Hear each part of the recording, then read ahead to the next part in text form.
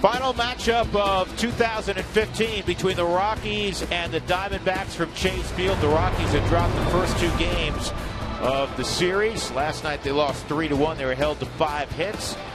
They are 6-12 against Arizona this year.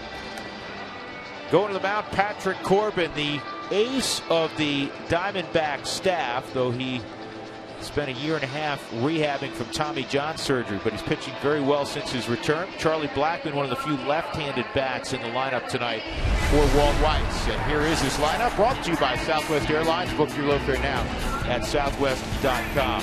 Jose Reyes will bat second. Arenado slides to the 3 spot. Cargo not in the lineup tonight. Nothing wrong with him. It's a situation where Corbin is real tough on lefties. Willeen Rosario, DJ LeMahieu 4 and 5. Tom Murphy behind the plate. Kyle Parker will start in right field. Rafael Noah will start in left field. And David Hale is on the hill. Well, this guy's got really good stuff, George. An all-star in 2013, and it looks like he's all the way back from the Tommy John. No question. 79 2/3, 73 strikeouts, the 9 home runs, only 16 walks. In his first start versus the Rockies all the way back in 2012, he went 6 innings, 9 hits, 6 runs. That was in a loss. His last 8 starts, 5-0. And the first pitch from Corbin is in there for a strike at 93. He's been especially tough at home. He has an ERA in the low 2s since his return at Chase Field. Last start against the Dodgers, 4 1/3, 5 hits, 4 runs. He walked 3. The previous 5 pretty special, 3 and 2, 144 earned run average. That's inside, 2-1. Well, we are obligated whenever we are in Phoenix to let you know how warm it is. It's 104 outside, but the roof is open. And that's what makes him so tough. I mean, that's a hard breaking ball with a lot of tilt on it. 82 miles an hour velocity, but it has curveball action.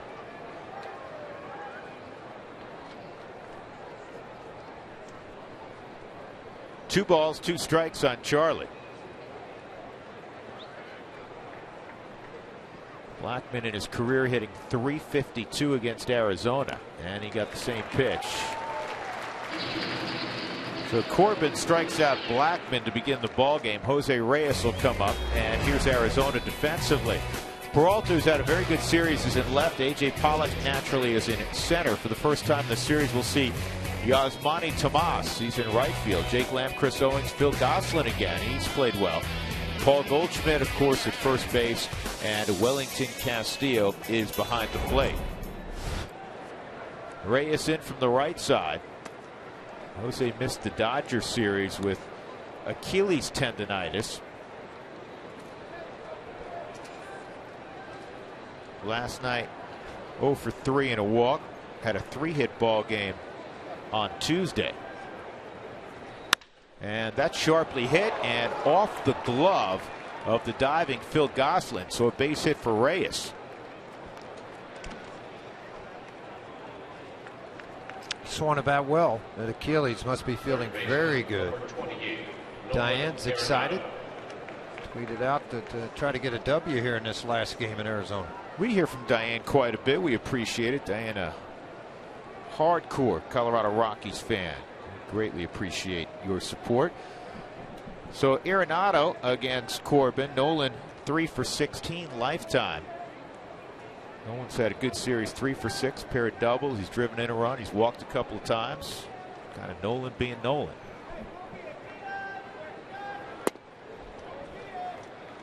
Oh and 1. Home plate umpire is the veteran Dale Scott. Dale's the crew chief.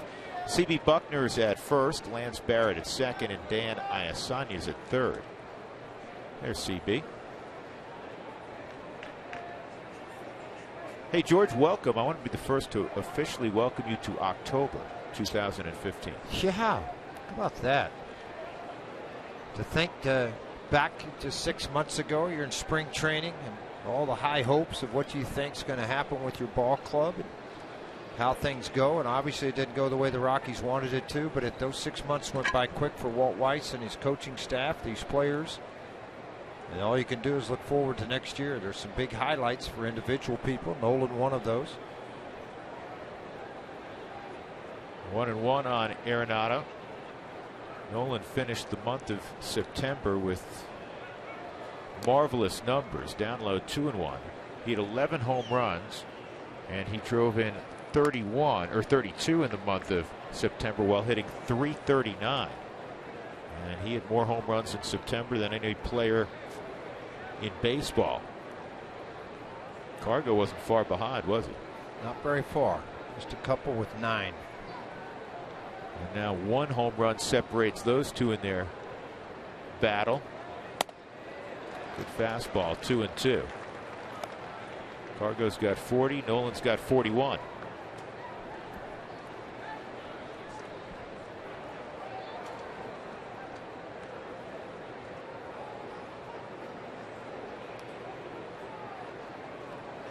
You know how you know Nolan's just 24, George? He's still got the scraggly beard. He's got a summer beard. Some over here, some over there. That's right. That's right.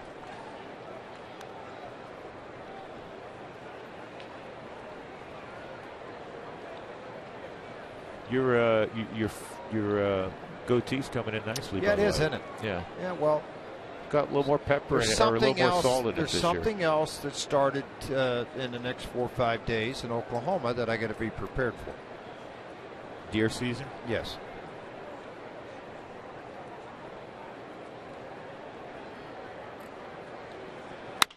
And this ball is in the air to Tomas and right. 2 gone, and that'll bring up the baby bull, Willeen Rosario. Rosario with just 1 at bat in the series. That was the game-ending at bat last night. 3 for 21 against Corbin. He does own a home run against Patrick Corbin. Well, this year in 8 games hitting in a 4-hole, he has struggled there. 3 for 26. You look back, though, in 2012 and 14 combined, 56 games, 15 home runs and 43 RBIs with a .336 average. But I think part of that is the inconsistency of getting to play, too.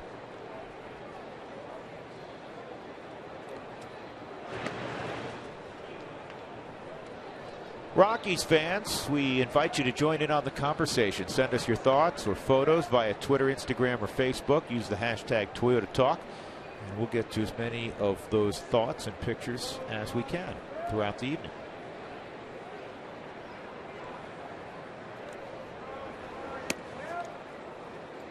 It was left outside, so it's 1-0 on Willeen. Looked like he really tried to elevate his arm angle up on a circle change and turn it away from him at 81.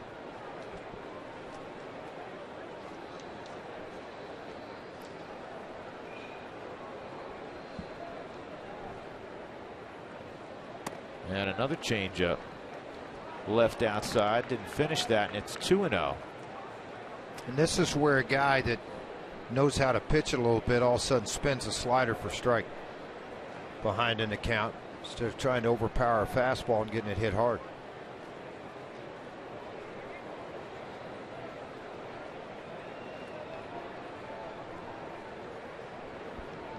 Corbin gave up 8 earned runs total in 5 starts in September. And George, as you thought he may do, he went breaking ball 2-0. Well, you're not going to give him a cookie because most guys that are great fastball hitters in a hitter's count, you expect that, a fastball. Thus, the importance of being able to command a secondary pitch when you're behind in the count. Not everybody throws 99. We want fastball in here. And trying to bury it in underneath his hands, doesn't get it called. 3-1.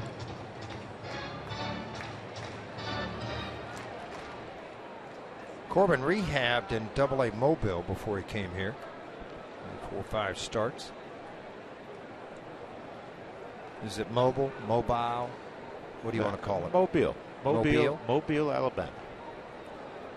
3-1. And did he hold up? No swing. So a walk to Willeen, and that'll move Reyes to second. That will allow LeMahieu to hit here with 2 on in the first inning. And DJ has had a lot of success against Corbin. Not a lot of guys have, but DJ 7 for 19, including a home run. That computes to a .368 average against Patrick Corbin. Patient at bat for Rosario. 2 outs, runners in scoring position. The opposition has hit just 148 against Corbin.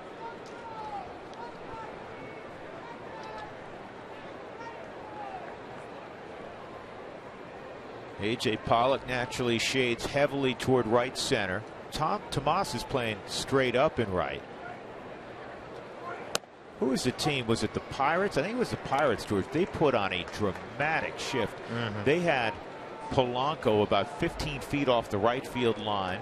Pitch away, play away. They had Andrew McCutchen against DJ literally playing way over in right center field. The Rockies have struggled 1 for 10 with runners in scoring position in this series. And now DJ's in a ditch, 0-2.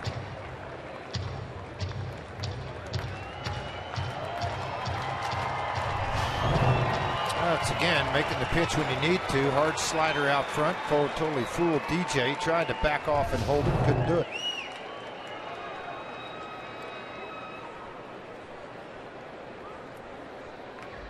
Typically very good with 2 strikes.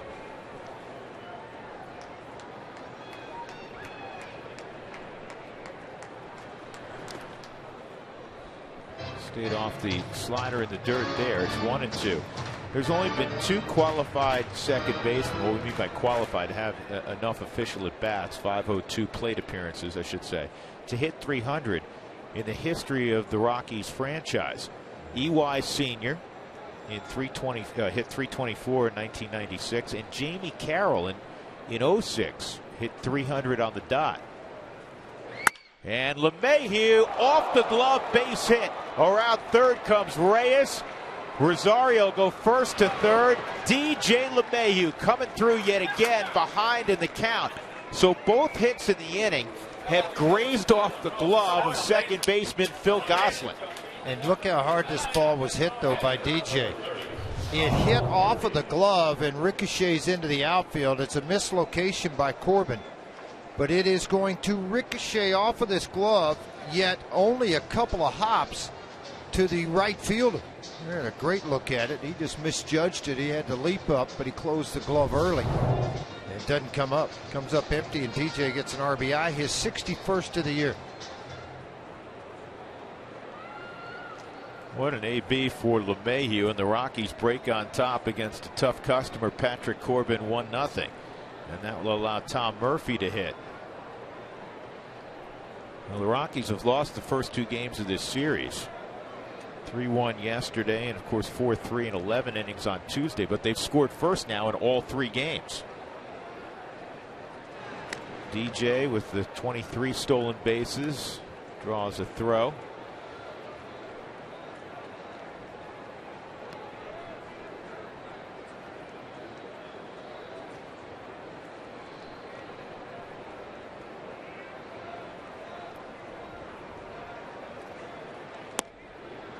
Ball 1 on Murphy. Yeah, it didn't hold true last night. The Rockies 45-21 when they score first. You'd like to see that hold true to get that 46 tonight.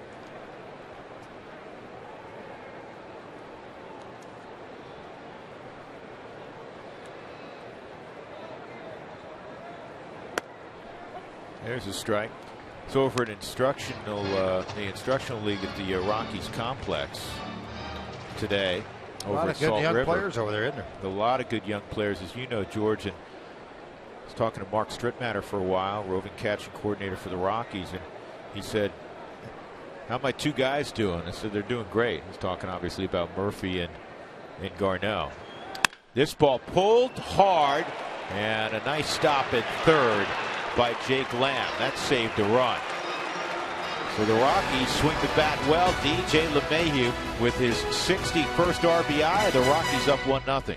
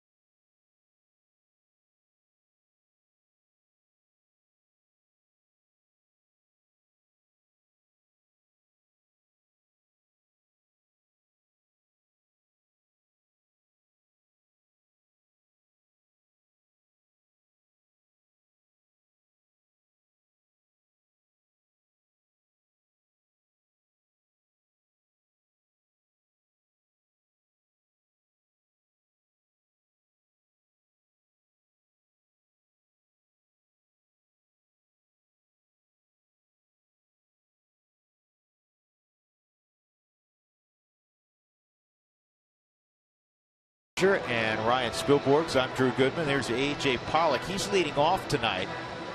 A.J. batting in the middle of the order the first couple of games. It's his 46th start in the top spot in the lineup for Chip Hale. And here's his Southwest batting order.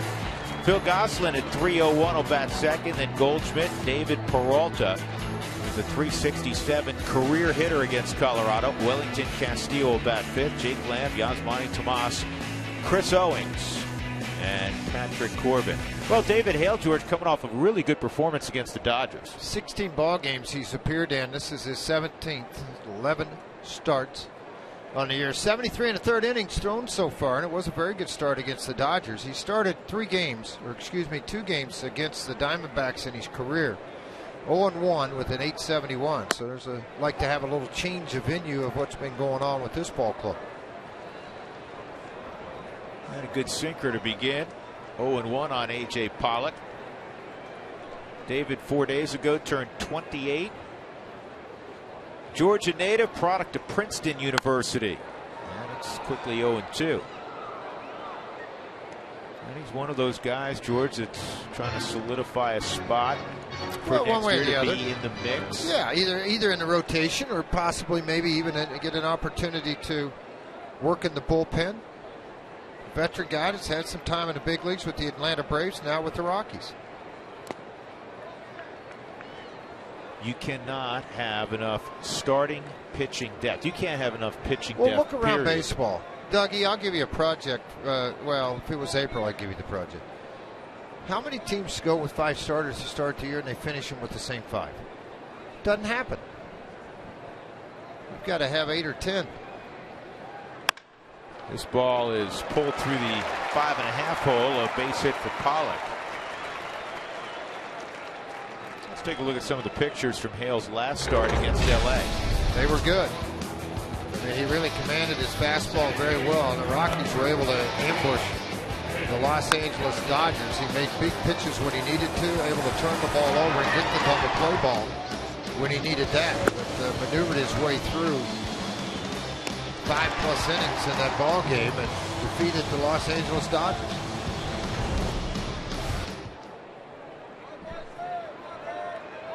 And a big jump for Pollock. Murphy's throw, not going to get him. Kind of smothered by LeMahieu, slowed down enough it didn't go into center field. So Pollock has his 38th stolen base. He didn't waste any time, did he?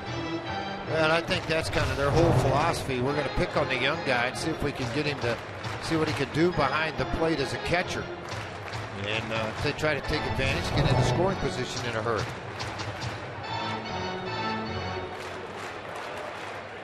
All part of the growing process when you're a young kid. Phil Gosselin. See if he bunts here. 0-1. Nope. 0-2. That guy that handles the bat a little bit, we saw that, the game-winning base hit to the right side of the infield. Last night he drove a ball deep to center field to drive in the first run of the ball game on a sacrifice fly. 53 ball games. He has 53 at bats, I should say, and he was hurt most of the year. 15 hits. He's driven it. They scored 13 runs. 3 triples, or 3 doubles, a triple, and 2 home runs, and 11 RBIs on the year.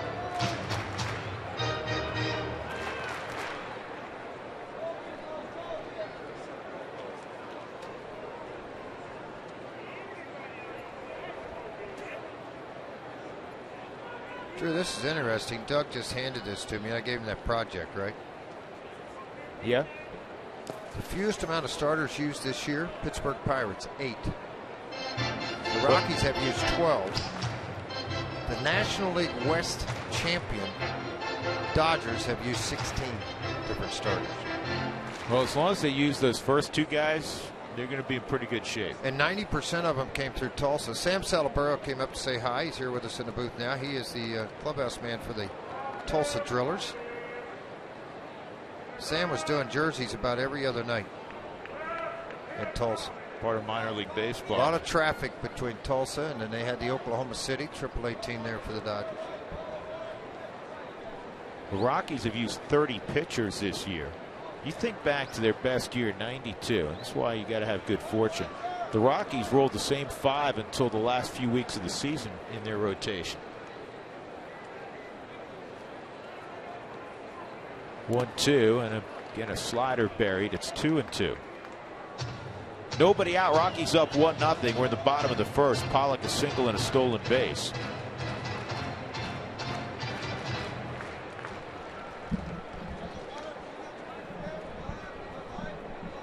Diamondbacks won yesterday, but they were just 1 for 11 with runners in scoring position.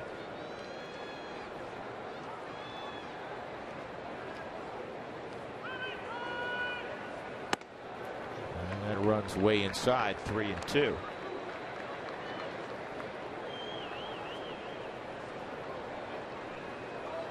Yeah, you have to take the attitude when you're a pitcher. Not when something starts to happen, of the attitude of what's going to happen next. It's more about it's not going to happen next. And a base hit to right. Parker up with the baseball, and they'll hold Pollock at third. Well, he stayed inside the baseball, and he's rewarded. Not only did he get it to the right side, he got it through. Same thing we watched the other night in the 11th inning. That's why he's hitting in the 2-hole. He handles the bat well. First and third, nobody out. Paul Goldschmidt coming up. Here's the defensive alignment tonight for the Rockies. Rafael Inoa getting the start in left field. And you see Blackman and Parker with him. Arenado, Reyes, LeMahieu, Rosario left to right in the infield. Tom Murphy doing the catching. Yeah, definitely not the way you want to start the game. First and third, nobody out. Paul Goldschmidt. You'd like to try to get something on the ground. It won't be easy turning the double play. Gosselin runs well, and we all know Goldschmidt runs well. 21 stolen bases. Sliders off the plate. So for Rafael Inoa, by the way, it's his 13th start in left field. Very versatile. Goldschmidt has driven in 106. That is second to Arenado's 127, and it's 2-0. You got to be careful when you want to be careful with guys like Pollock and Goldschmidt, but if you nibble too much, you end up in an offensive count. Well, you're in it now on a 2-0 count, and you know you're trying to work around it, but man, you got to be careful. This is where you need not a cutter, but something with some pretty good tilt that you could throw behind in the count. He threw it there. Yeah, he went. Yeah. 2-1. Oh, wow, CB. no? CB, that's like twice you haven't asked me in the game. Somebody get him a headset. Dougie, get him a headset. Yeah, just look at this. I mean, boy, I tell you, that's pretty close. So it's 3-0 on Goldschmidt. And that's in there for a strike.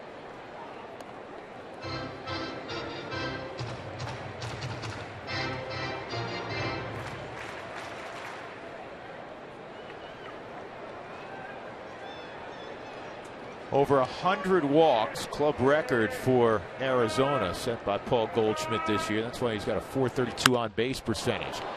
This is hit high in the air to shallow center. Blackman coming, and DJ makes the catch, and that's not how you want to do it. No, that is not how you want to do it. You want to Blackman, whose momentum's coming to the plate. I don't know, even with Pollock running, I don't know if they send him with that being the first out there if Charlie makes the catch. I think he probably did this on his own.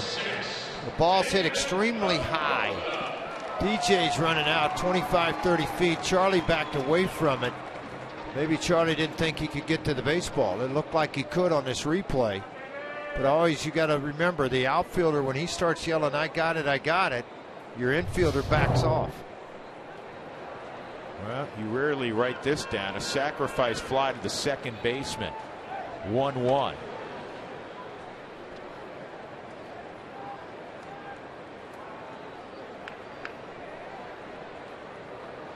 '107th RBI for Goldschmidt.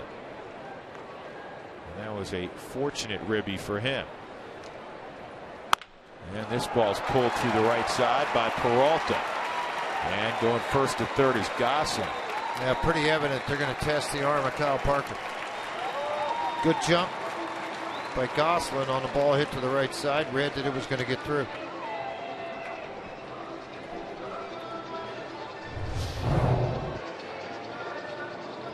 Sinker down and away. Not that bad a pitch, but a long swing and a powerful swing. With this ball shot to the right side. Parker shading into left center field, got to the ball, but everybody got to advance where they needed to be. That'll bring up Wellington Castillo. It's turning into a lengthy first frame for David Hale.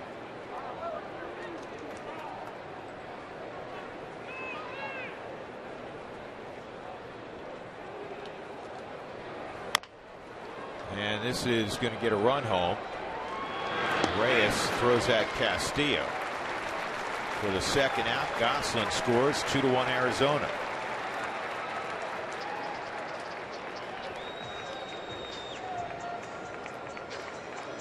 Third baseman, number 19, Jake Lang.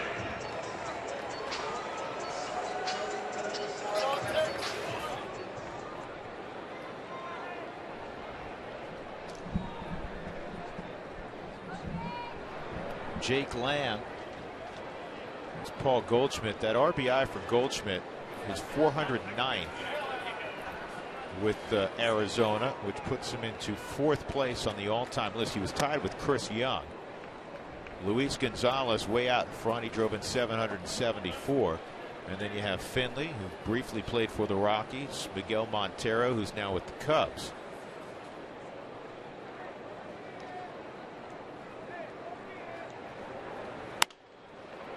Fouled off.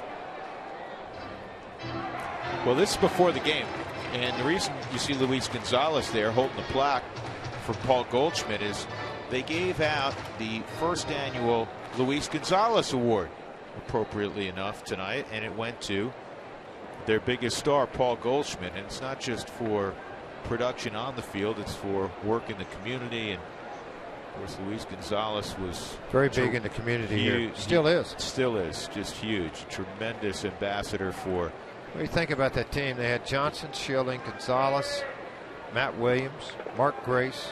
There was a lot of guys. Jay Bell.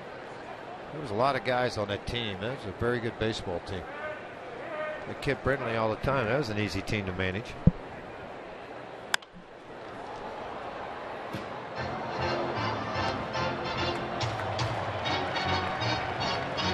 Well, both those guys are class acts. Paul Goldschmidt, there's Gracie, and of course Luis Gonzalez.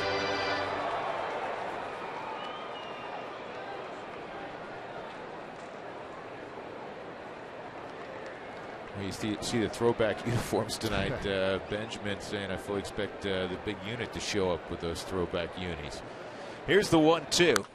Well, I don't know if you saw it in the paper the other day. Randy Johnson's going to be the parade marshal for the Fiesta Bowl parade here in Phoenix this year.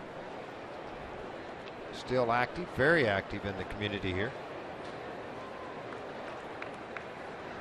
I've always said this. You go up to Scottsdale, Paradise Valley area, and you whistle, and like 400 big leaguers come running out the door. They all live there, right? don't they? Did he go? Nope.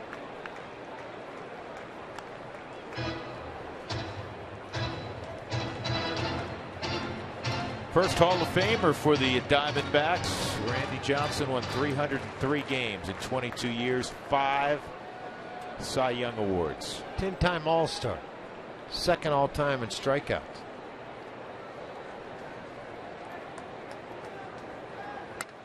Remember when we used to do his games, George, and you could tell in the first frame if he had, literally, he either had great stuff or he had no hit stuff. Yeah. And there were days you go, wow. I mean, if the Rockies get a hit today, or be pretty amazing. It was filthy.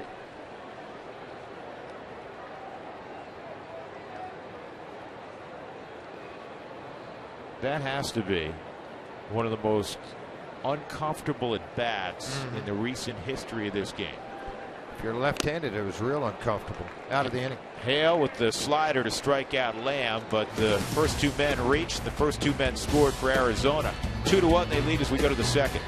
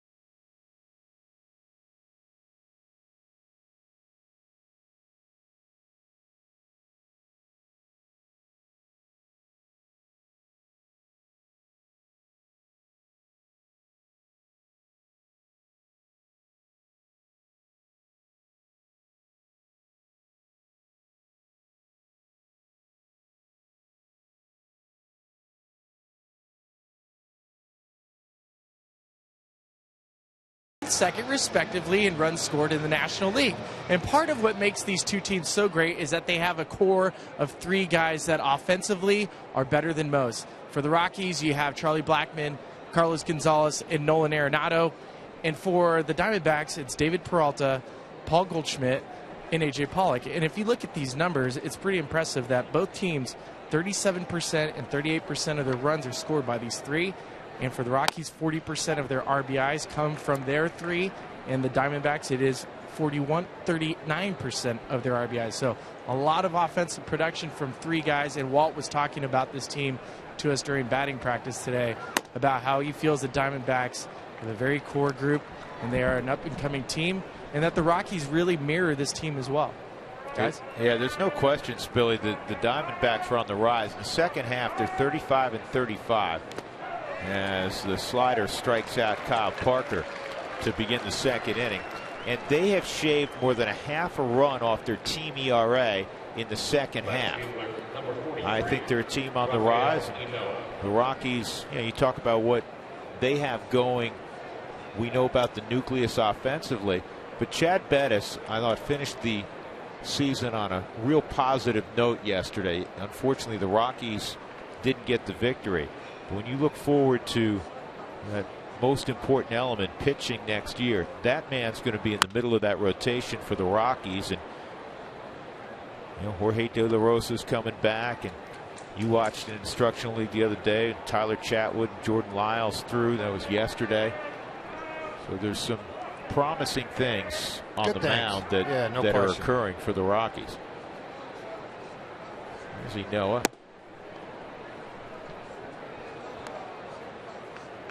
Raphael hit a fastball now. Well, he does a good job of slapping both sides. You can't really play him anywhere defensively. You got to play straight up because you're not sure where he's going to go with it. That time it's up to shoot. Yeah. Pollock sprints in, 2 outs. David Hale with 2 gone and nobody on. Who wants tacos? When the Rockies score 7 or more, go to participating Colorado Taco Bell locations the next day between 4 and 6 to get your Rockies taco special of Moss at Taco Bell.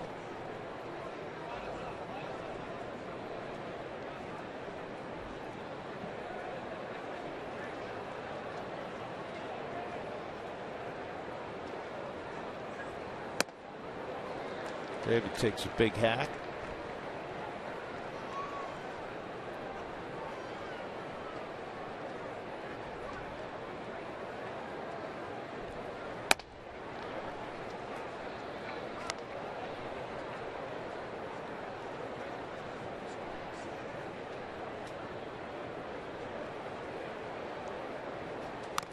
'26-year-old Patrick Corbin.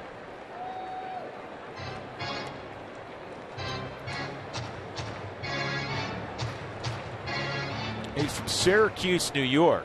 He and Tom Murphy probably have a lot to chat about. Murphy grew up north of Syracuse.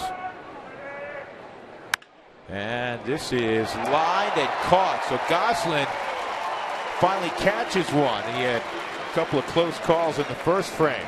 David Hale lines out to end the top of the second inning. Middle of 2, Arizona leading 2-1.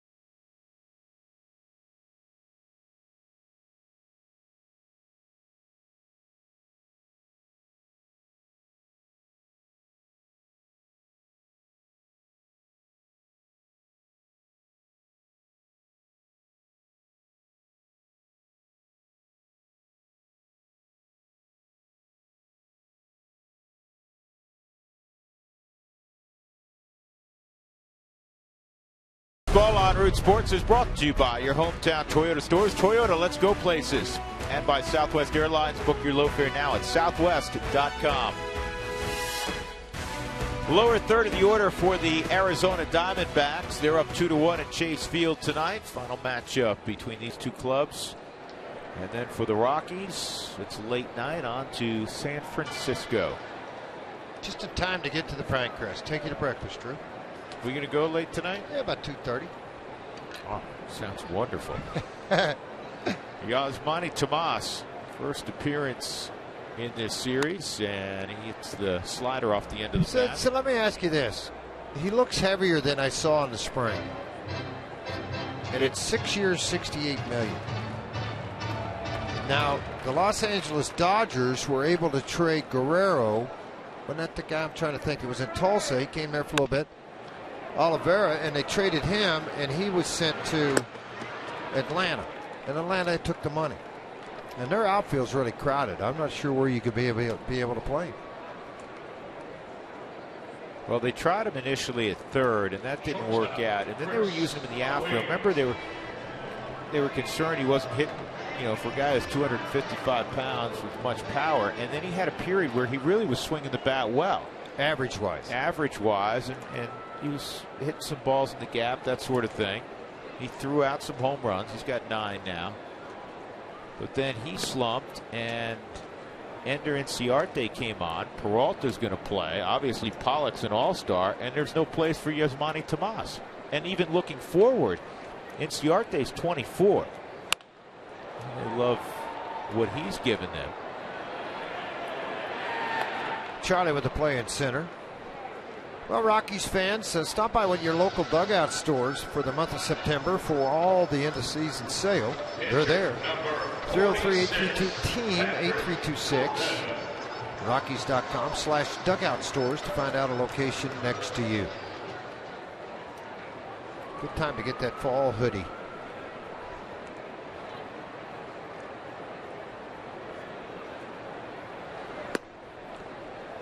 Fastball runs off the plate to Corbin.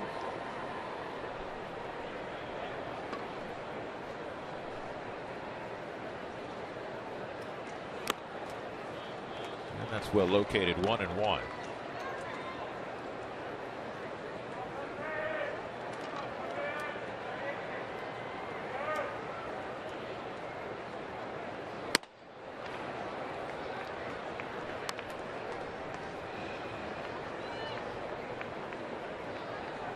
Yeah, don't get tricky. Do another one just like it. And that's what he did. He gets a strikeout of Corbin. Second strikeout for David Hale. We move to the third inning. The Diamondbacks 2 and the Rockies 1.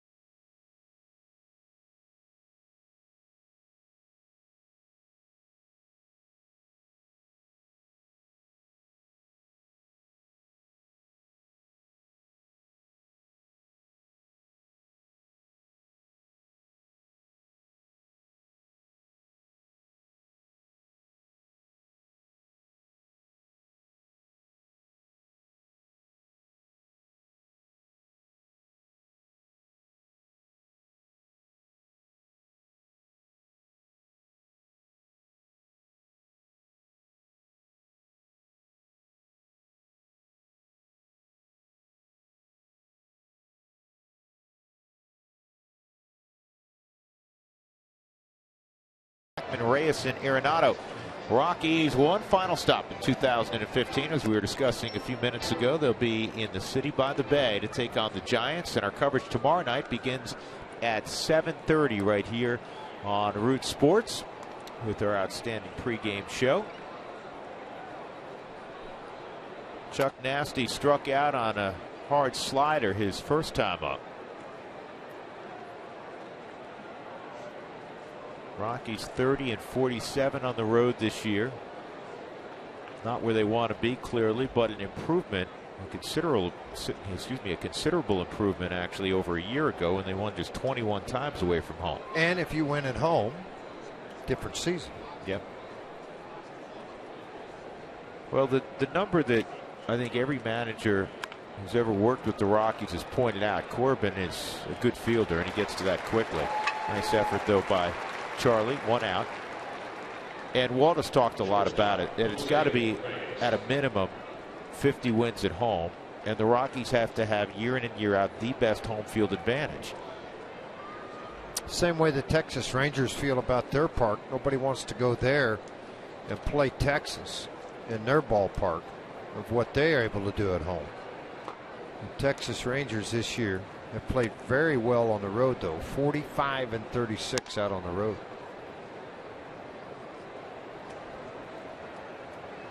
Jose Reyes a single in the first inning, and he scored a run on the base hit by LeMahieu, and that's line foul. Reyes has hit .323 at Coors Field since the trade from Toronto, just .188 out on the road. Couple of teams with worse home records than the Rockies. Cincinnati Reds, Milwaukee Brewers, Philadelphia Phillies, Oakland Athletics. Somebody's tweeting us, Drew. Yeah, I'll read it for you. Patrick Wayne. Wayne. Yeah, I just want to say thanks to George Frazier for 19 years of broadcasting Rockies games. Loved the former player perspective. Patrick, thank you. It's been a pleasure to come into your house every night. That's 3 strikeouts for Patrick Corbin. And that'll bring up Nolan Arenado. Where are you going, by the way? Huh? You're leaving? No, I'm going to go to San Francisco. Oh. Then I'm going to go home Sunday night, Monday morning. I'm going to be mowing Monday afternoon.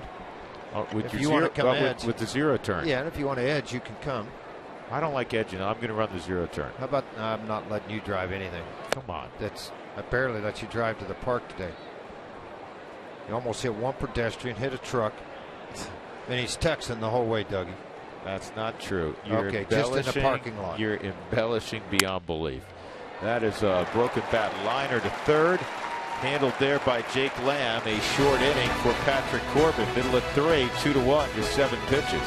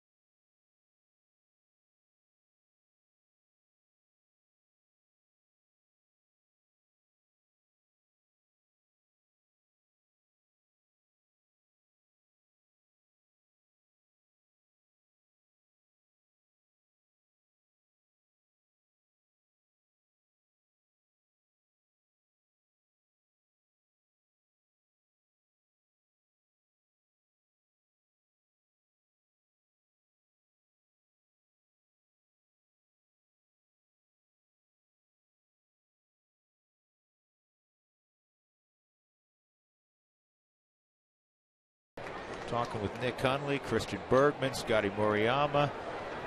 It was a good night yesterday for Chad, other than the outcome. 6 innings. He allowed 2 runs, only 1 earned.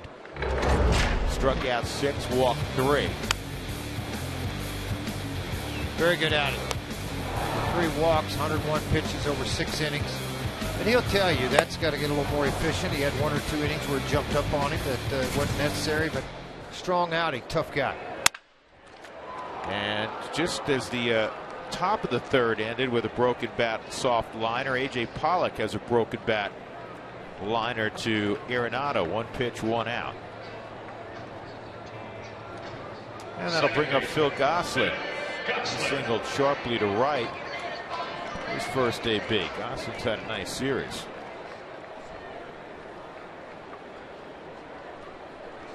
Four for 6, including a couple of RBIs.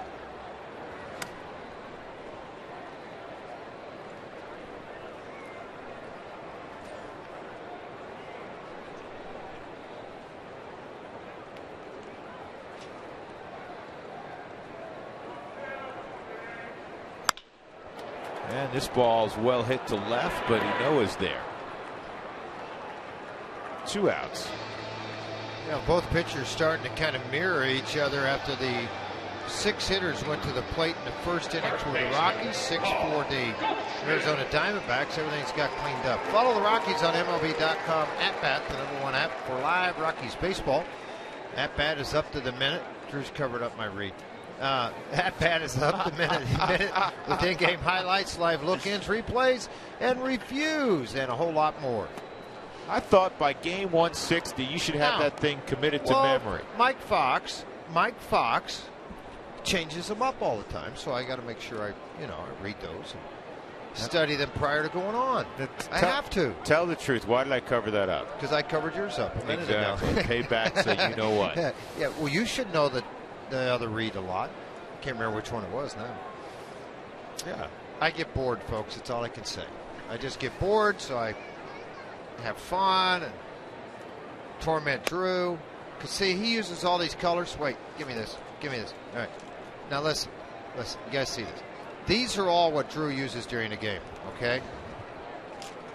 This is what I use after this pitch. This is what I use during a game, all right? 1 pen right here, right? So, Drew's got all these pencils over. If you really want to know how to annoy Drew, hide his pencils. Those are pens. He goes crazy. And if either manager changes the lineup after he's written it in ink, oh my gosh. You'd think somebody stomped his toe with a sledgehammer. A strikeout of Paul Goldschmidt, so David Hale has a 9-pitch inning. Well done, David. Give me back my pens. 2-1 Arizona.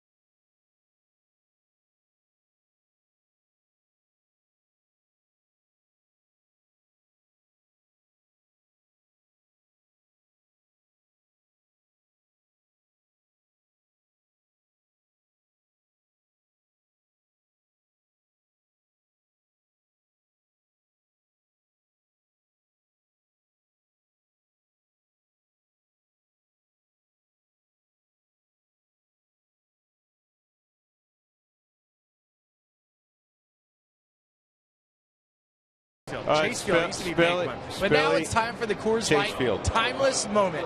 It was 83 years ago today that Babe Ruth did the famous calling of the shot. It was off of Charlie Root, who for years it's been debated whether he actually called the shot or was pointing to the Cubs bench. The Yankees end up turning around and winning this World Series, but the guy who may know the answer is our very own Colorado Rocky, Rene Lachemann.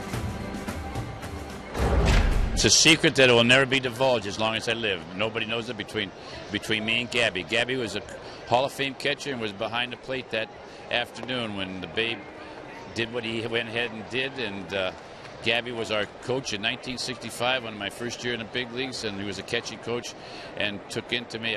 He took me under his wing, and outstanding individual, and told me the secret that exactly what was said at that time, and told me to promise never to explain to anybody else, including my wife or anybody, and take it to my grave.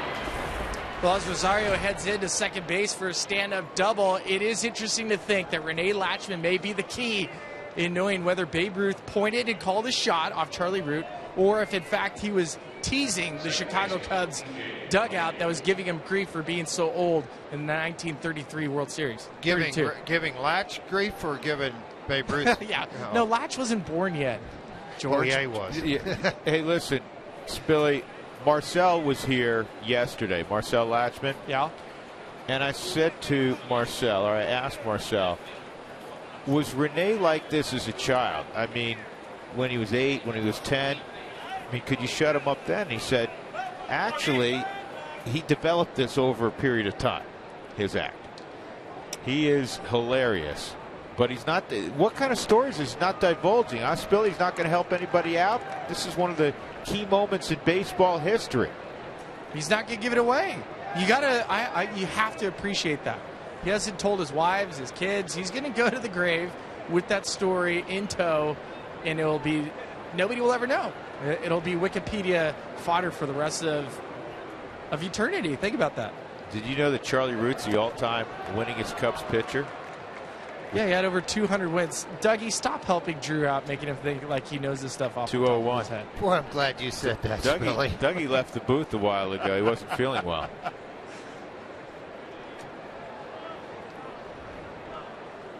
I don't know. You think he called it, Drew? No. I think he was just stretching his arm. Yeah, he went like this or whatever. Yeah, like that? Or like Ichiro. You know, Ichiro always held the bat out and as a way to relax until the pitcher was ready to go. Here's a line drive to center. And it stayed up, unfortunately, for DJ. So Rosario goes back to second. 2 hard hit balls by DJ LeMahieu. One of them an RBI, his 61st. This one comes up empty. What do you guys think? You think he called the shot? I think it's possible because you know what? There's times during an at-bat when a hitter is seeing the pitcher's best stuff and knows if he throws a pitch out over the plate, I'm going to crush it. So, I mean, that was an 0-2 count to Babe Ruth in that situation. And Charlie Root was looking to just drop a nice curveball in there. And Babe, being the hitter he was, knew that Root couldn't do it. See? I can talk myself into thinking that Babe Ruth really pointed for Well, the funny thing was, if you see the video, when he hits the home run and he points the bat, now watch when he gets over to first, folks. Watch what happened. About halfway to second. Okay, he's going to wave off. He's yelling at Root, and then he gives him the wave off.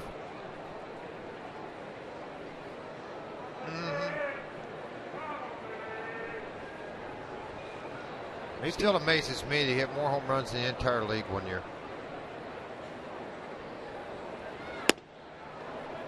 That is remarkable, isn't it? I'm telling you. Dead ball era. Tom Murphy hit the ball very hard his first time up toward the hole between short and third. And Jake Lamb made a diving stop and got the force out to end the inning. Saved a run.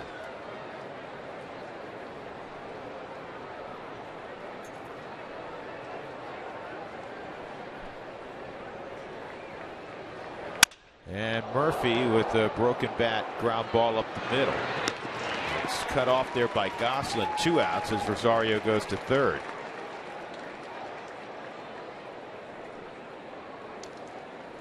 Yeah, Mike Fox, our producer tonight, said that he didn't think Corbin saw this bat come right at him. Turned his back on it.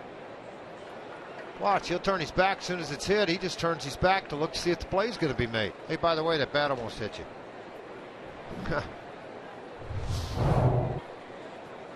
Kyle Parker with 2 outs. Kyle struck out on a breaking ball his first time up. Took 2 fastballs on the outside corner for a strike.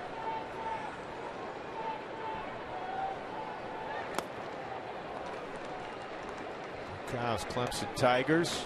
He's a former star quarterback at Clemson. They got a big one Saturday with the Fighting Irish.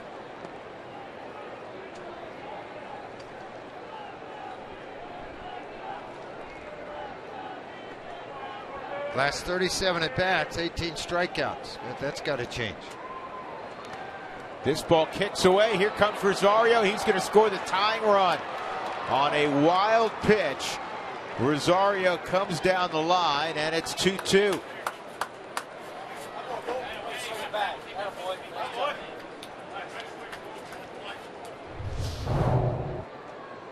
See how he tried to block this. Yeah, that's out in front of home plate. That's hard to block. I mean, that's the 58-footer. Can't blame Castillo. Nope. Bad pitch. Good result for the Rockies.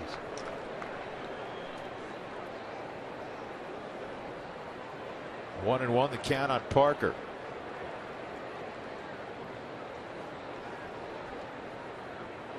And this is up the middle and on through. Nice job, Kyle, on a 93-mile-an-hour fastball. And George, you just mentioned the tough numbers for Parker, and he hasn't been catching up with fastballs, honestly, really above 91, 92, and he got the bat head out there on a 93-mile-an-hour fastball. Well, good to see. And consistent play. I mean, that's the hard part about it. If you're playing every 3 or 4 days, it's tough to get your timing as a hitter in defense of Kyle Parker. Ball hit right back up the middle. The spin off by Corbin as a pitcher, falling hard to the third base side, left him no opportunity to knock this ball down. Even though they're shading up the middle, it was hit hard enough to get past Gosselin.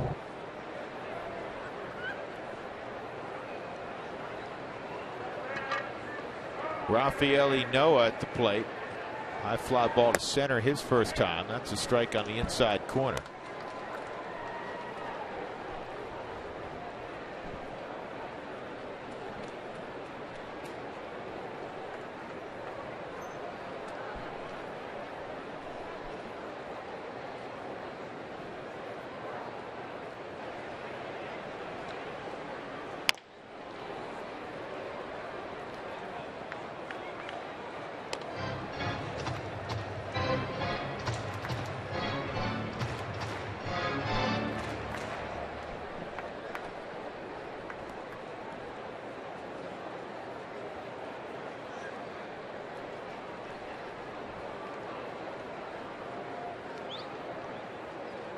Two on Enoa.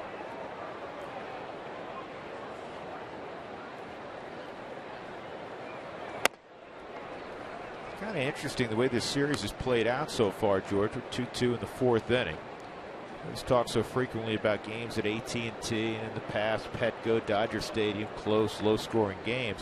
Chase Field's the one park that more closely replicates what you see frequently at Coors Field, higher scoring games. Yeah, but a bullpen, what you're seeing out there now, that ball's going to get down, and it will. And oh man, oh wow!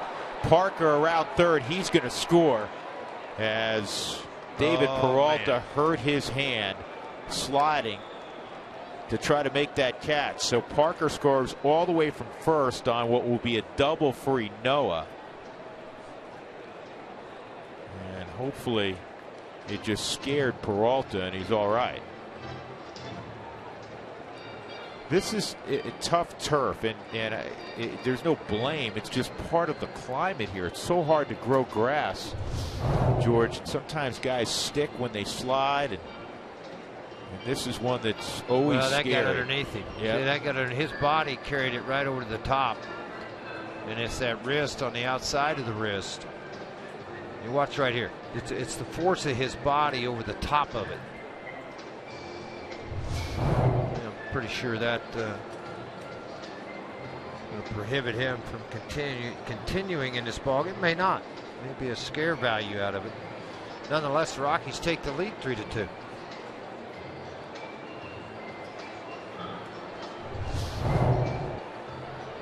Watch his thumb.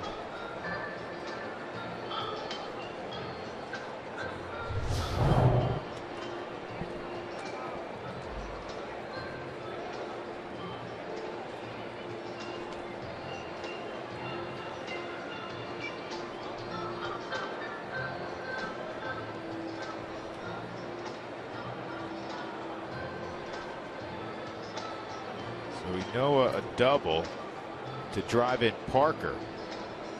So both runs here in the fourth have scored with 2 outs. I was saying that the games in this series have kind of resemble what we see at those other 3 ballparks. Low scoring, 4-3 and extra innings, 11 on Tuesday. Yesterday, a 3-1 ball game. Well, part of that, the bullpens have been shut down. Both ball clubs shut down the ball game. Yep, you know, 1 run scored. It's been late in games to win games for the Diamondbacks. So the bullpen's been very good.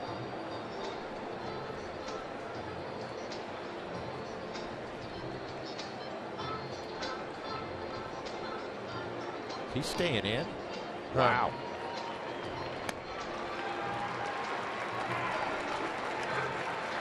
Now that tape on his wrist may have saved him. Give you a lot more support. At the plate, pitcher David Hale.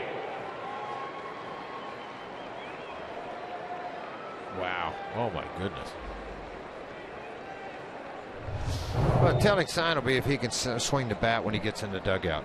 That's probably when he might be able to put a glove on and do something. But David Hale lined out his last at bat. Lined out to second. Well, he's due to lead off next inning, so we'll find out very quickly. Yeah, Hale hit the ball very hard his first time up. A diving, spearing of the line drive by Phil Gosselin at second. Noah with a big lead. Yeah, Corbin, the Diamondbacks typically score a little over 5 runs per ball game when he's out on the mound, regardless of who he's opposing.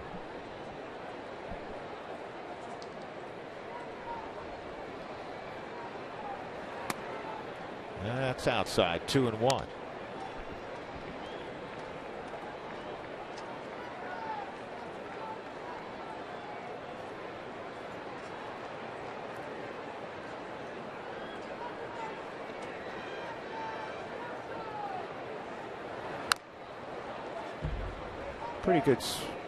Pretty good hack there again by Hale. Here's the catch that robbed him of a hit in the second inning.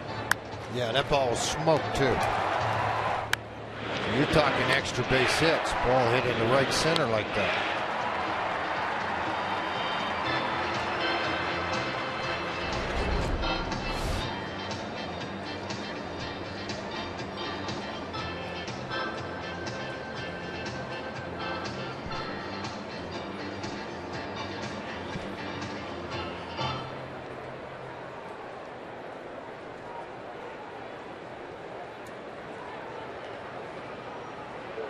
Gosselin, he know at second base. Rockies up 3-2 here in the fourth. And he strikes out Hale on a high fastball. 3 hits in the inning, a pair of doubles. Willeen got it going with a double. 3-2 Colorado.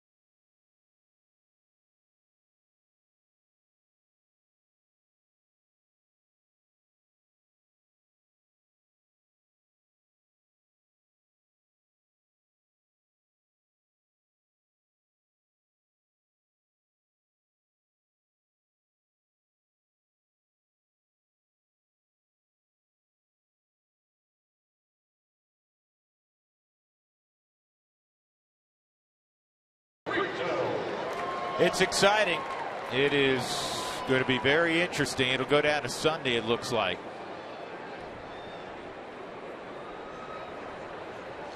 Well, the Yankees are definitely in. Well, Peralta could not continue. Socrates Brito is going to be the pinch hitter, and he'll stay in the ball game in left field. And you sure that's how you say that?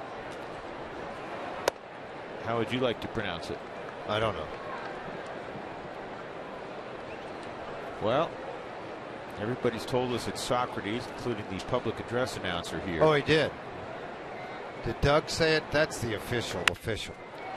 And this is a base hit. So Brito, who has done very well in this series every time he's called upon. 7 for 19 in this young major league career. Those 6 hits, he's had a couple of doubles, no RBIs yet, but he's led off an awful lot. He's 3 for 7. 2 doubles in the series. And he does have speed. Yes, he does.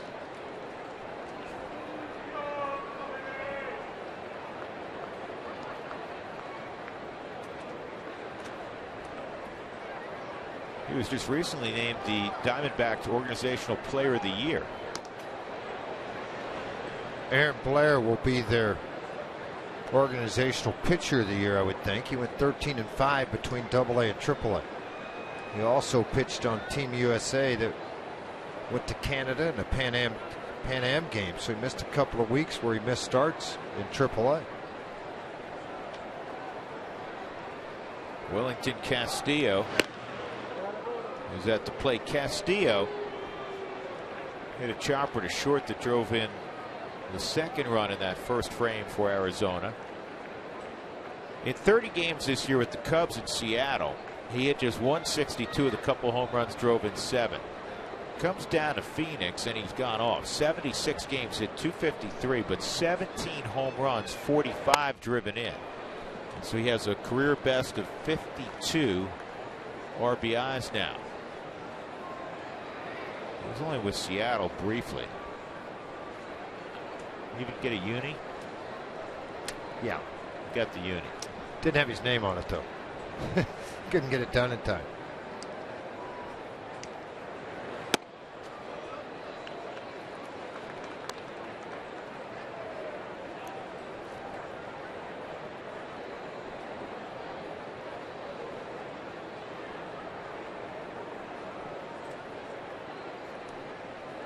Two-0 on Castillo. Hale looking for a ground ball. And Brito draws another throw. Moline puts the tag on.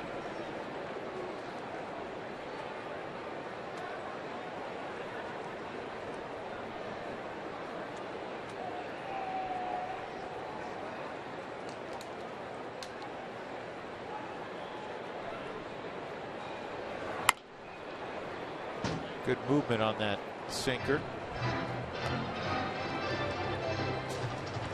The day after every Rockies victory, get 50% off your online order at Papa John's. The promo code's ROXWIN at papajohns.com. Rockies up 3-2. 5 hits for Colorado, 4 for Arizona. Bottom of the 4th inning. David Hale, Patrick Corbin. And there goes Brito, and this is a fair ball right now, and it's going to go foul. Good decision by Murphy. 2-2.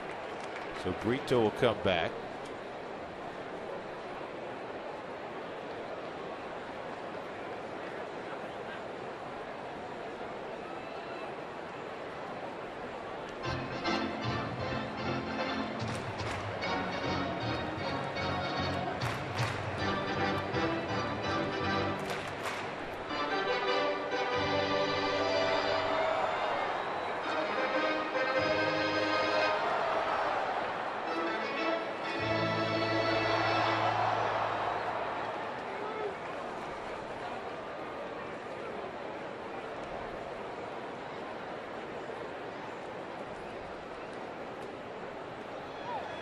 Two runner going again, and Brito steals second. Second stolen base of the game for Arizona. Pollock had a steal earlier. Second stolen base for Brito in the series.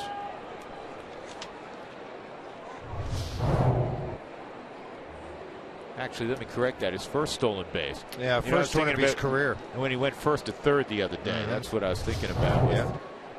First one of his very young major league career.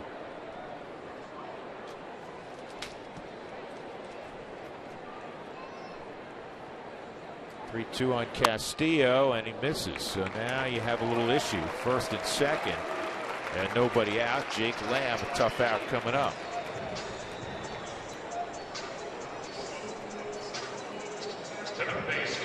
First walk allowed by Hale. Jake Lamb out of the University of Washington.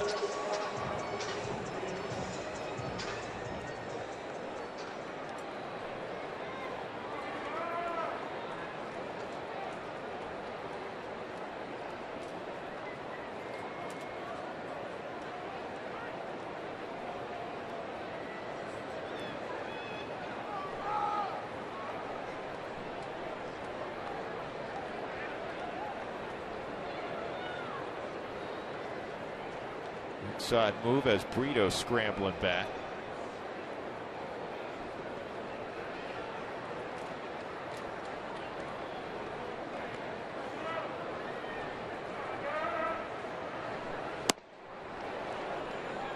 That slider had late movement on it. 0-1. Some guys that just look like they can hit. Lamb's one of those guys. Got a pretty swing. He was a 2014 minor league player of the year for the Diamondbacks. We're talking about Brito this year. Yeah, wait, and I think the power will come 15 to 20. Not tremendous power, not 25 or 30 home runs a year, but they're comfortable in that 15 to 20 range. His average 267, 6 home runs, 34 RBIs on the year. They think he's going to hit for average, though. He hit 327 last year in the minor leagues with almost 40 doubles. Yeah, he crushed the ball in Reno on his rehab assignment this year. And this ball is popped up. Long run for Parker. And Kyle gets there. Well done. Brito tags and goes second to third.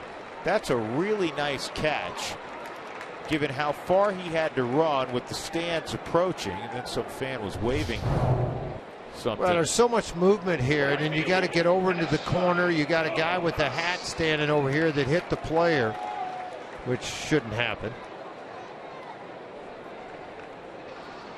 But he's able to continue to track the ball. Of course, you also may hear Wallin, and we don't see it in the picture, saying you're all right, you're all right, you're all right, to let you know you have the distance before you get to there. But a nice catch by Kyle Parker. Absolutely. One out. First and third for Yasmani Tomas. He grounded to short his first time up. And a slider is swung on and missed. So. Boy, he really casted his bat with that swing. I mean, you know, when you go fishing and you cast that casting rod, or it's kind of the same thing with that swing on this. He was just so fooled by this pitch that he just kind of threw the bat out around the baseball. Goes back to the slider, misses 1-1. Yasmani Tomas hails from Cuba. 28 players now in Major League Baseball from Cuba.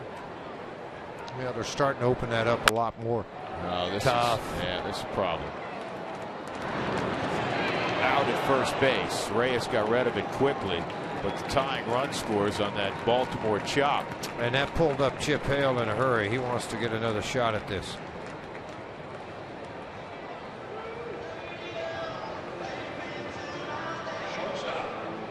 He told Tomas to hold up. He's continuing to run. He's looking back in the dugout. Nobody's let him know yet. So he's out. Yeah, he's out. Nice catch by Wallin at first. Chip Hales walked back down the stairs as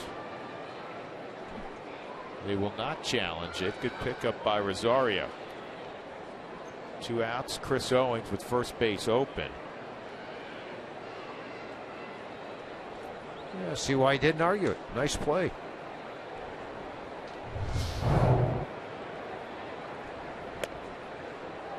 So they'll go ahead and walk Owings and face Corbin in a 3-3 game with Castillo at second.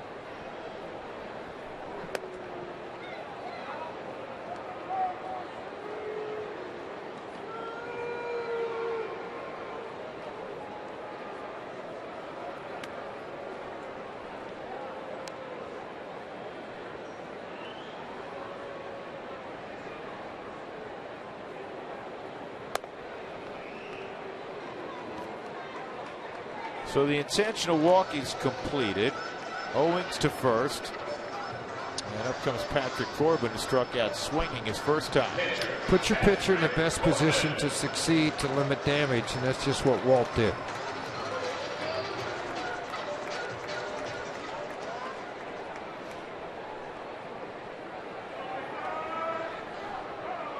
Corbin's not an automatic out. 130 with 3 RBIs when he came into today's game. Strike one with the fastball at 90.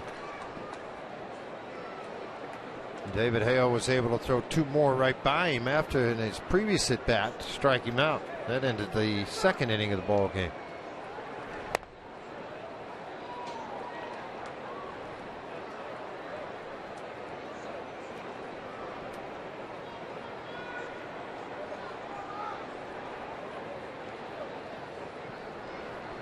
One ball, one strike on Corbin. 1-2. Pitched in that 2013 All-Star game in New York. Gave up a run on 2 hits in 1 inning.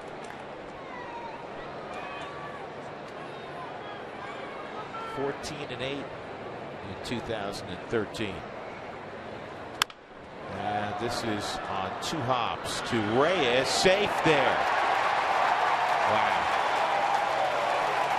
Now Reyes telling him to check it immediately. Wall will do that.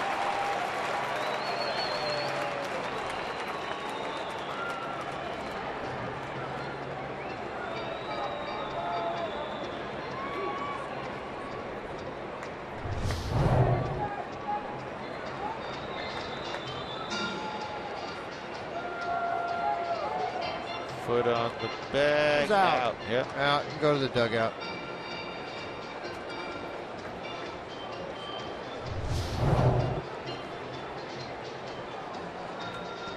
So Walt naturally will challenge that. And hopefully they'll arrive at the same conclusion we just did in New York.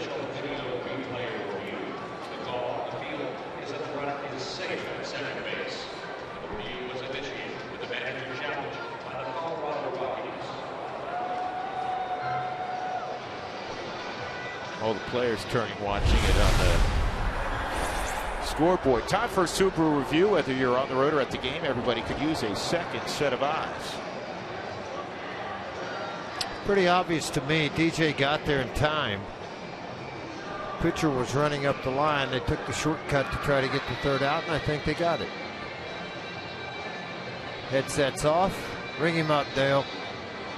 Atta baby. Let's get inside and swing the bat a little bit. It'll go to the 5th inning. Tying run did end up scoring. It's 3-3 as we go to the 5th.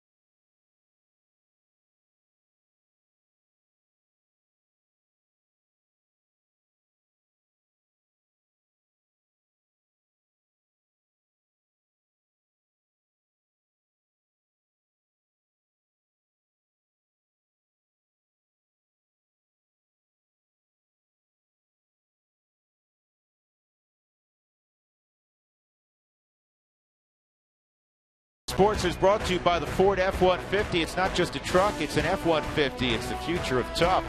By Southwest Airlines. Book your low fare now at southwest.com. And by CenturyLink, your link to what's next.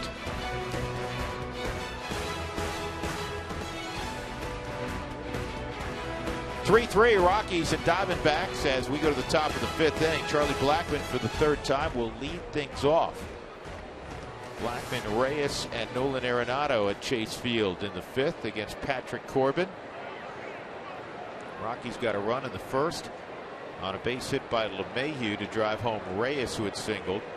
And then last inning, they got a couple of runs. William Rosario got it started with a double. Big sweeping curveball for a strike.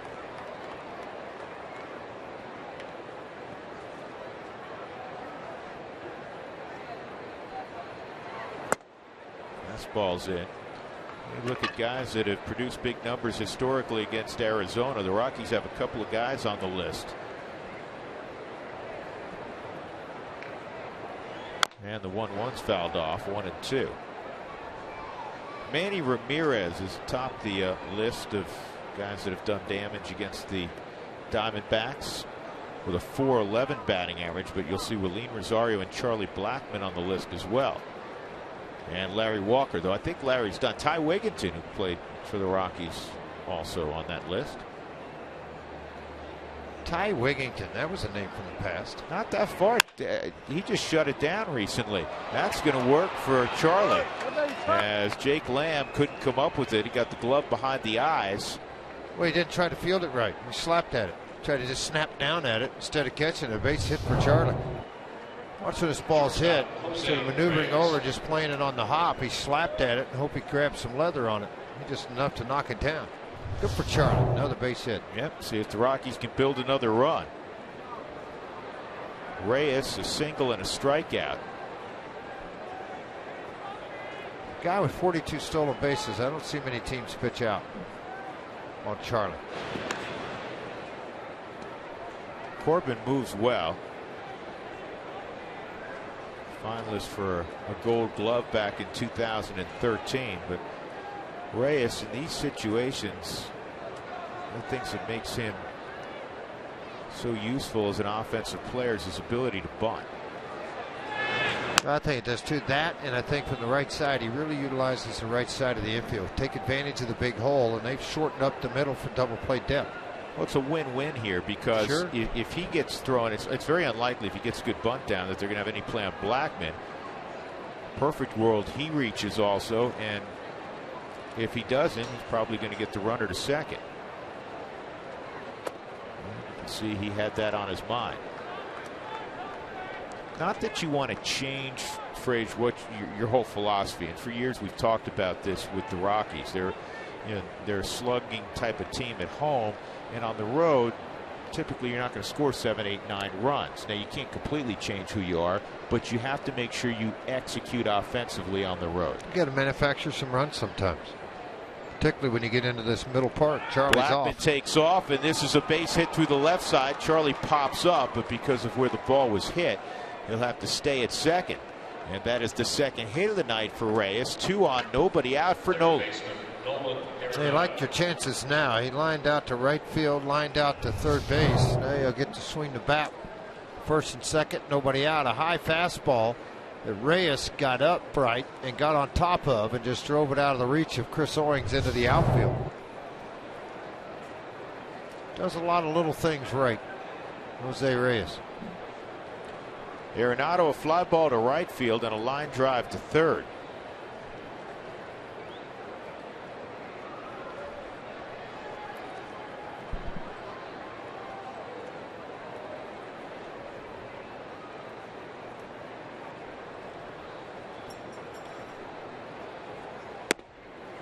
Dougie's come up with an interesting stat. Nolan has 20 RBIs more than Paul Goldschmidt, the last National Leaguer to lead the league in ribbies by at least 20.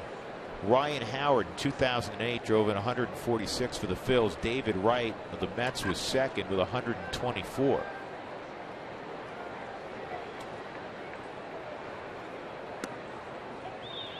And Nolan takes Strike one. 1 ball, 1 strike on Arenado.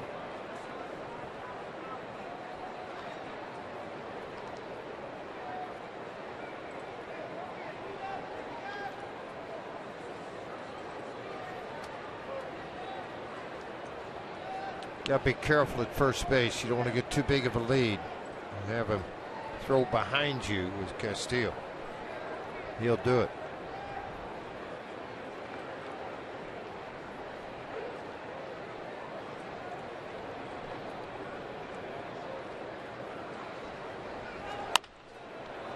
Nolan fouls this pitch off out of play over the Rockies dugout.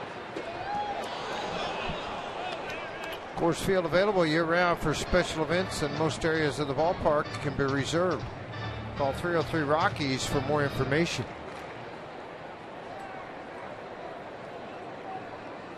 You're the long man slash setup man slash starter slash whatever you need me to do. Cole Mentor, the right-hander, warming up.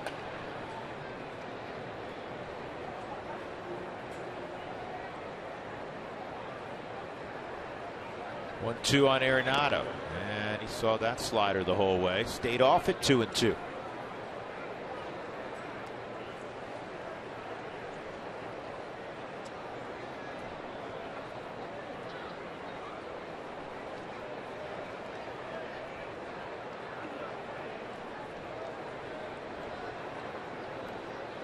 Outfield straight up for Nolan. Really good speed on it. Blackman and Reyes. Nobody out. Here's the 2-2. No, first check on Blackman. Arenado just a third baseman all time to have 40 doubles, 40 homers, and 120 plus RBIs in a season. Remember, Charlie, first night in, stole third base. Lamb didn't look like he was avoiding to tag him. This ball is driven to center field pretty deep, and Pollock's going to make the catch. Blackman's going to tag, and he's at third. First and third, 1 out. Georgie, what do you think of this? Wow, What are you doing now? You gonna It's share a with churro me? dog. No, put that back down here. It's a churro dog. It's like a banana split with the churro. Wait a minute, we're about to overflow. We overflow. Actually, now Here, give me the spoon. Now I'll have a bite of that. You're not See, getting and anything. my timing's perfect. Mike Harkey's coming out to talk to Patrick Corbin about facing you Lane are. Rosario, blah, blah, blah, blah, blah. We're going to enjoy this. Doesn't that look good? Oh, gosh, it is. It's really good. See, I figured Here The other last night, time, what'd you bring me the other night? the corn dog. The 12-foot corn dog? 2-pound corn dog. Tonight you get a churro. Yeah, here's Drew. You'll What eat is this? What do they call this? Here Drew, this come goes- all the texts. I'm tired of you guys eating it. Oh, I don't care. From your lips to your hips, Drew. All right, I'm out of here. Spilly, Thanks, Billy. Love ya. Spilly, you're going to go from a center fielder to a 3-point stance really quickly. That's okay. Billy, you did good. You're welcome. You did really good. You're dripping all over the place. I'm not. He is. He's the one that brought it. So the Rockies have Blackman at third, 1 out. We're with cleaning up. Rosario coming up. Billy, they just don't ever knew what we did during the game, right? If you're an extra guy or you're a bullpen guy, you eat. Part of it. For a guy that has really dominated at home and has the kind of stuff Corbin has, the Rockies have kind of methodically put together a really nice offensive attack tonight. 3 runs, 7 hits as they operate here in the 5th inning. And Rosario has always hit lefties well. Above 300 in his career. And a good block by Castillo. It's 1-0. I was talking to Willeen this afternoon, and he's going to play a little winter ball.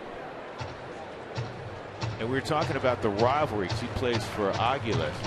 And we were talking about the rivalry that you're well aware of, George, between Aguilas and Licey. And I've been to one of those games. And I'll tell you what, half the stadium, when Lee was saying, is half the stadium on one side is for Aguilas, the other half, and there's no intermixing.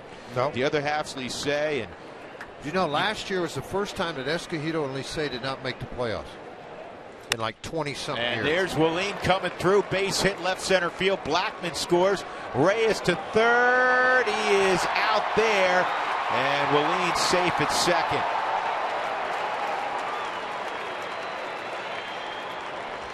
So the Rockies go ahead 4-3. Reyes cut down on a perfect throw. There's line drive base hit out into left field. Willeen knows he's going to be able to advance. Charlie's going to be able to score. Willeen comes up with his 29th RBI. Then Brito's throw right on the money.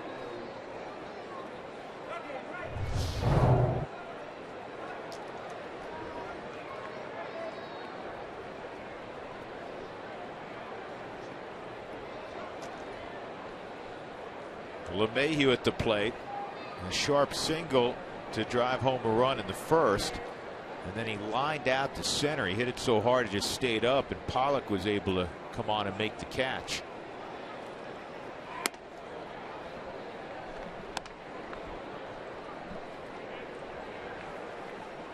DJ's average sitting at 303. I think it's really important, obviously personally, for DJ to finish this season. It's been such a marvelous one both ways, offensively and defensively, over that magical 300 mark. 1-1.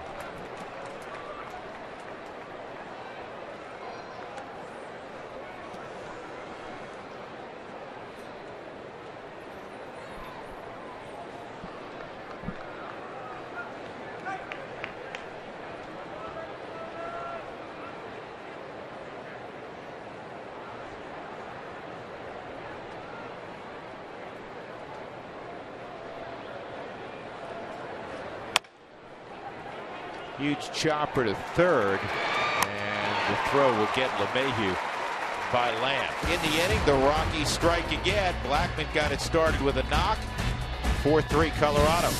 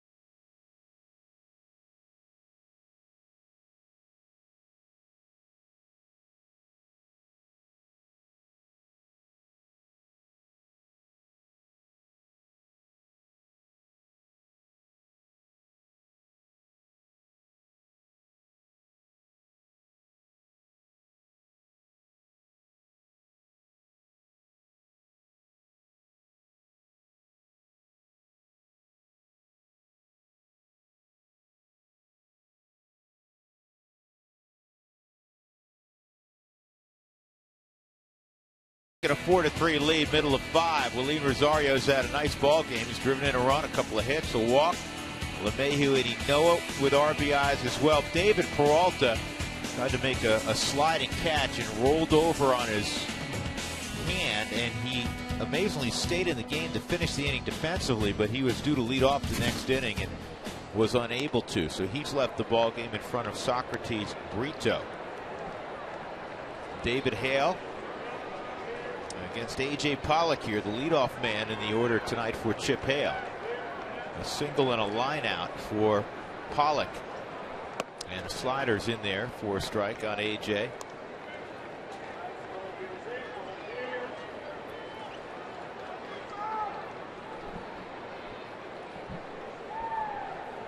Earlier in the ball game, he produced his 38th stolen base of the year, so he has a very realistic chance at a 40 stolen base season, as Charlie Blackmon has put together. You talk about high intensity games coming this weekend. The Houston Astros arrived in town last night late, and they are a half-game lead over the Angels in the wild card, a game and a half over the Twins. Kind of a weird deal that your interleague play the last 3 games of the weekend of the series. It's pretty crazy. It's somebody had to play an interleague series because there's 15 in each division and in each league, and it happens that, as you said, there's a lot riding on it. This is a good pitch by Hale, and LeMahieu and Reyes communicate. Reyes spins off, or excuse me, LeMahieu spins off, allows Jose to make the catch. 1 gone, and that'll bring up Phil Gosselin.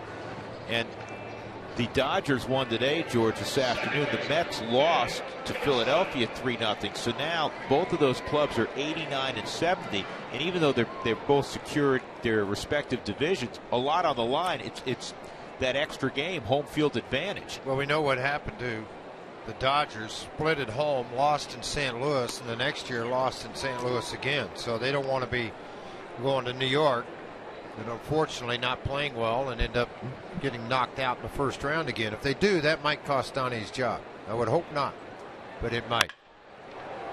Gosselin hits a slider to deep center. Blackmon's out there, and he makes the catch. 2 gone. We'll bring to the plate Paul Goldschmidt.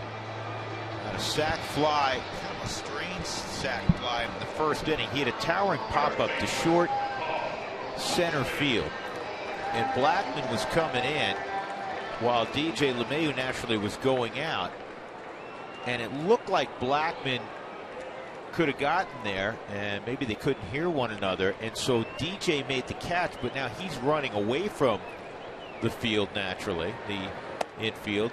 And because of that, Goldschmidt tagged and scored. I think if Blackmon makes the catch with his momentum going toward home plate, then Pollock wouldn't have been able to score. I said Goldschmidt. Gosselin scored. Excuse me.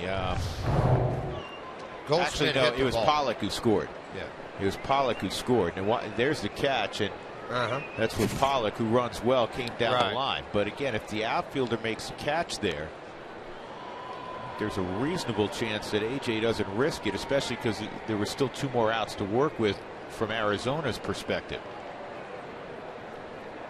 2-1 on Goldschmidt, and he looks at that slider and doesn't offer at it. It's 3-1.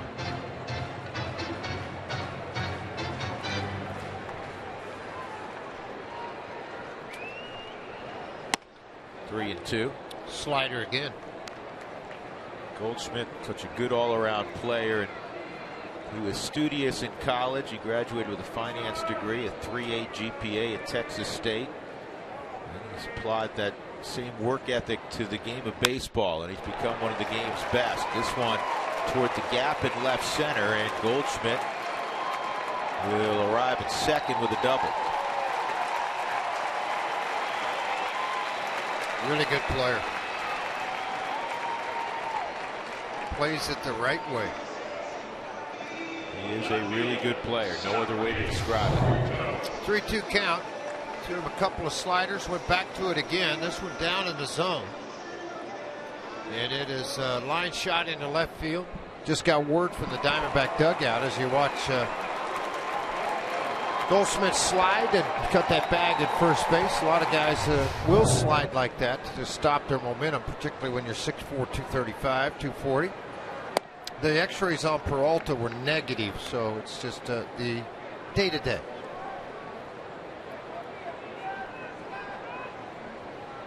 .38th double for Goldschmidt.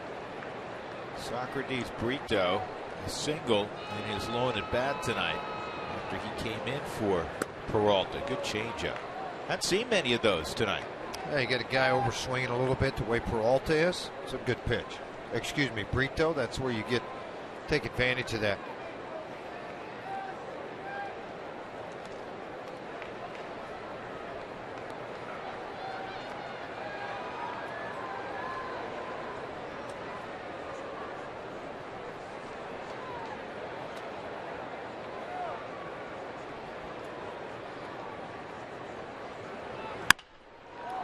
That's fouled off. Back it up. Good heater at 91.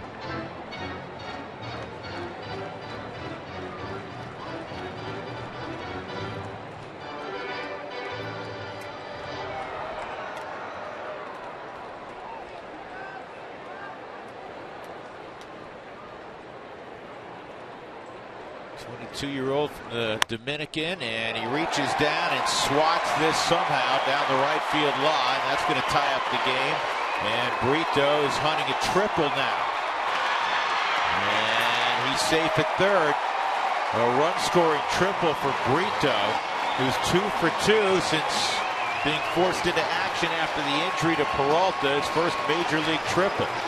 And his first major league RBI after his first major league stolen base. A lot of firsts for him tonight. Boy, how did he hit that? That was right off the top of his shoes. Hard slider, shoots it by Lean down the right field corner. He has got to sit back and wait for the ball to come to you. Did a really good job of picking up Andy Green, the third base coach. You know what? He did that. Two things textbook there, George, as you described. He picked up Andy Green. We see so many guys in the big leagues look over their shoulder trying to see behind them, which is never taught. And he it cut slows the you down when you do that. Of course, and he cut that bag perfectly at second base, and got it with his inside leg on the inside corner. Diamondbacks spend a lot of time on fundamentals, and that's one of them.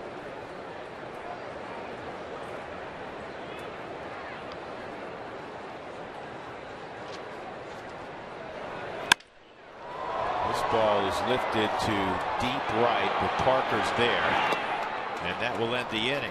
But the Rockies get caught again. It's 4-4 as we go to the 6th.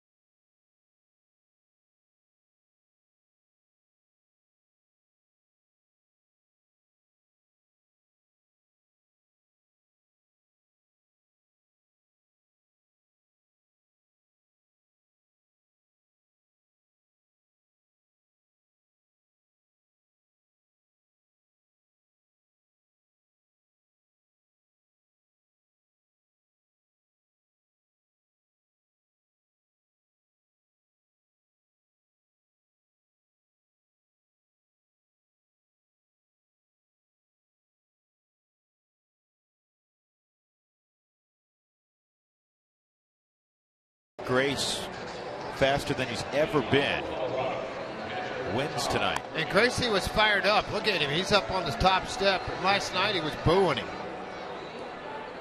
because he finished last. Well, he coached him up today. Yeah. Did something. How about Brito? Man alive. Got hits, stole a base, drove in his first run.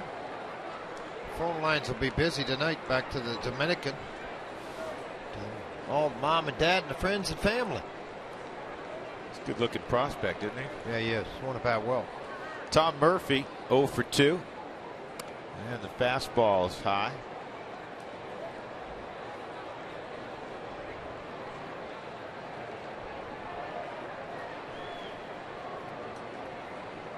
Murphy began his big league career 0 for 8 and then went on a little tear. Hit a home run in 3 straight games.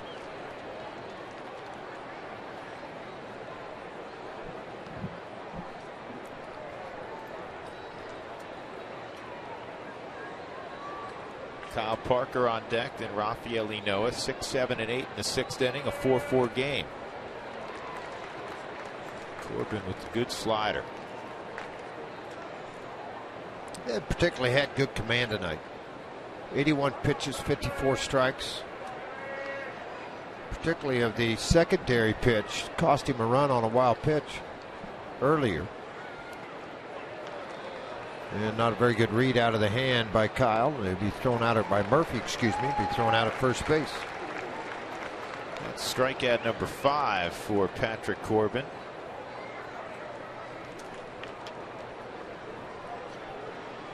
Right fielder Kyle Parker.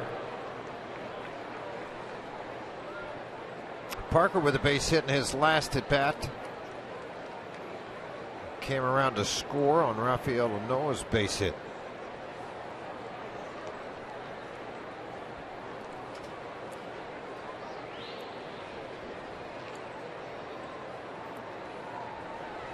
This ball's lined to deep center field. Pollock's going to have to fetch it off the wall, and Kyle Parker in with a double. And Spilly, this is really good to see. I mean, you wanted something positive to happen for Kyle Parker before he departed offensively, and tonight looks like a really good ball game for him. He's hit the ball hard a couple times. He has, and it comes down to his timing, and it's a simple mechanism. When you have a leg kick, your leg has to start coming down when the pitch is being thrown. You want your foot to land when the ball is about halfway to home plate. Well, that's been the biggest problem for Kyle Parker.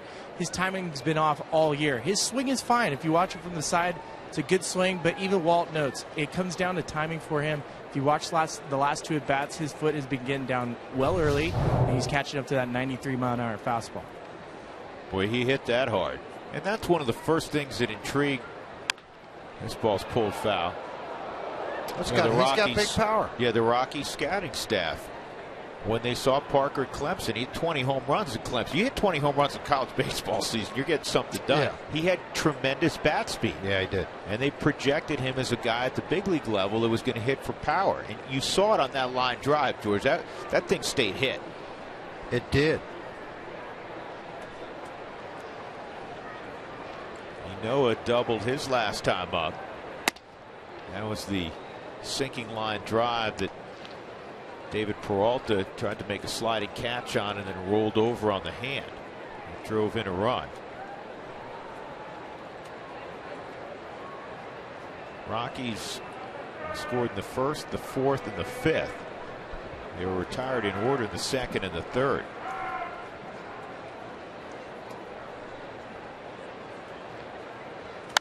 Down the line, fair ball. And the Rockies will go back in front. Noah heading to second base, and he's in with a double. Back-to-back doubles, 5-4 Colorado. How do you like that? How about the game Noah's throwing out? 8 RBIs now for Noah on the season. I love it.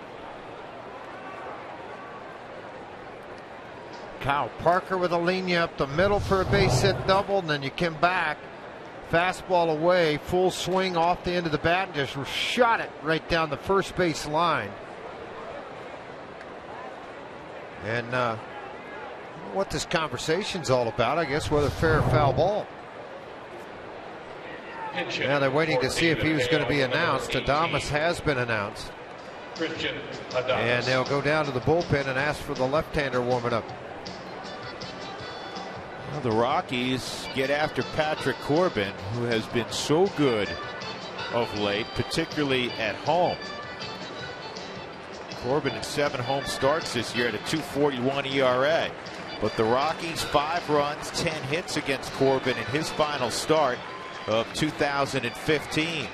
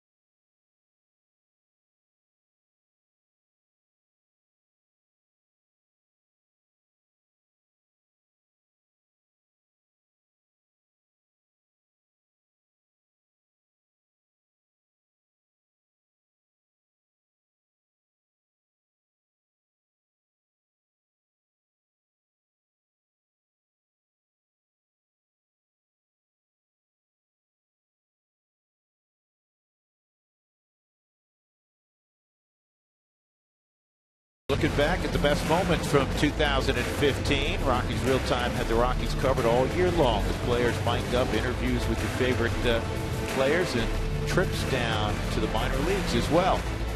It's the best of Rockies Real Time this Friday, right after the Rockies take on the Giants out west.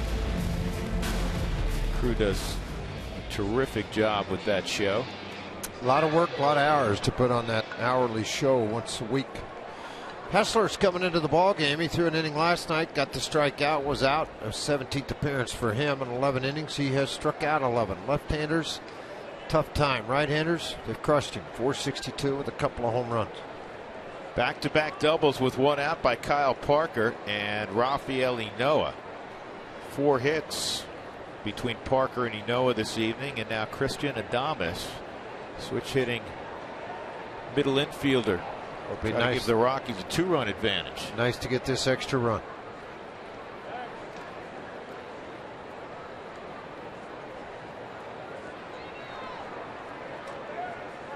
Germain has been warming up down in the Rockies bullpen. For the most part, the Rockies bullpen's been good in this series, as it was against the Dodgers.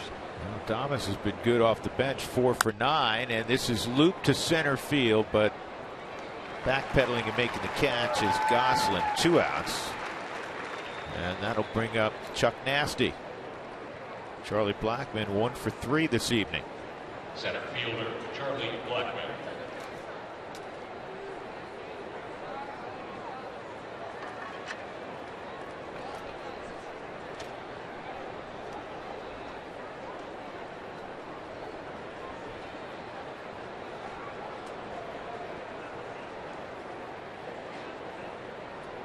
Blackmon hitting a very respectable 266 against lefties this year.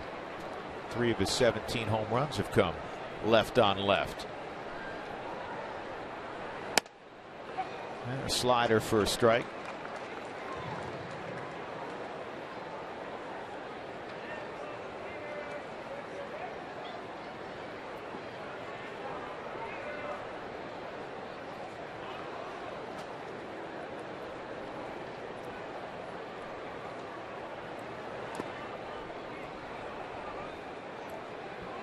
Blackman's career average is 289. You know what he's hitting right now, George?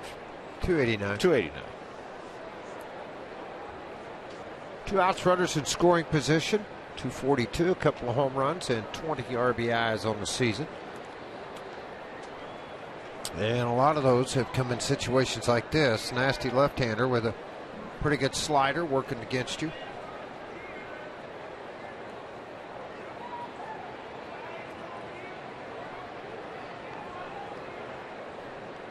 Two outs, Inoa at second.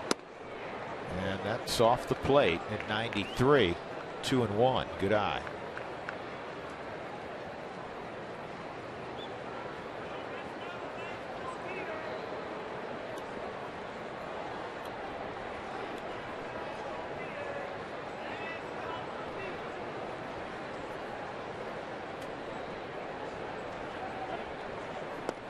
And Charlie's granted time.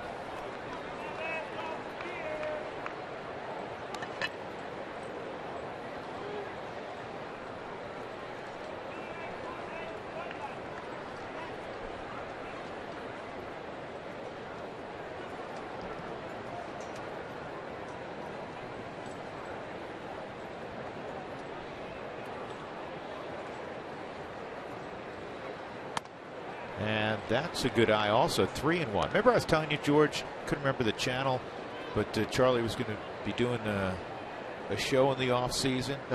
He's going to be the guest star on an episode of the Most Wanted list with host Christy Lee Cook on the Sportsman channel. Well, that is Matt Belial's girlfriend, Christy Lee Cook. Ball 4. And that'll bring up Reyes with 2 on. So he's going to go elk hunting, as I said, in Idaho. And then a few days later, he'll be in the Gulf Coast of Florida deep sea fishing. And then he will fly with the legendary Blue Angels.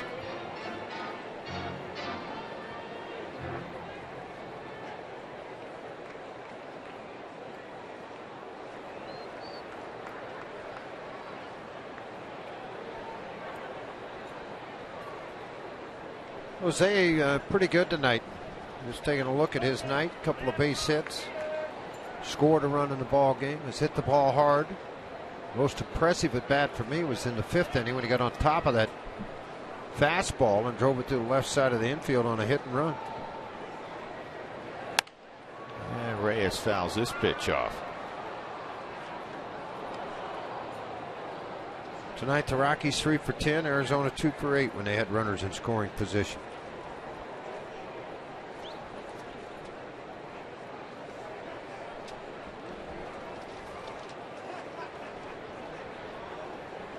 Colorado up 5-4, trying to expand that lead here in the 6th. Lost the first 2 games of this series. And this one's also fouled off.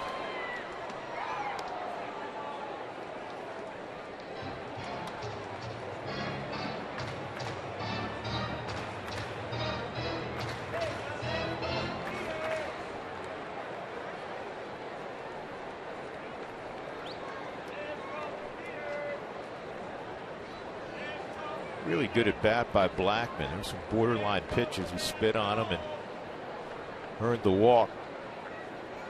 Now Reyes in battle mode. 0-2 count. Did you see that? Yeah, I did. Have to get on a step ladder to hit this. Watch Jose. Yeah, thinking about it, wasn't he?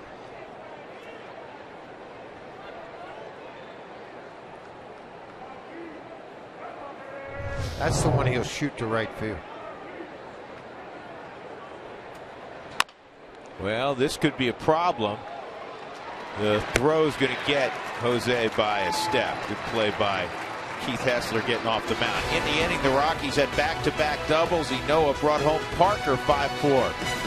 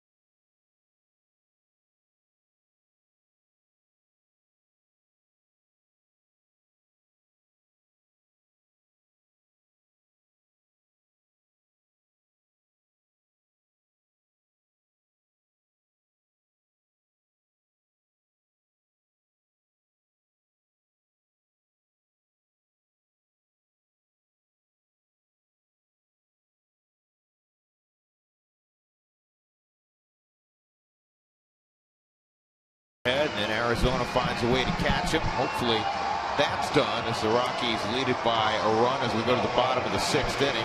Gonzalez-Germain's second appearance in the series. He threw in that extra inning affair on Tuesday. An inning allowed just a walk, struck out 2. So Gonzalez on for the 34th time. Good changeup, good fastball. Fastball will get up to mid-90s. An excellent changeup. He's handled typically both sides of the plate. The left-handers have had a tough time with his changeup. And it'll be for them Lamb, Tomas, Owings, and a pinch hitter.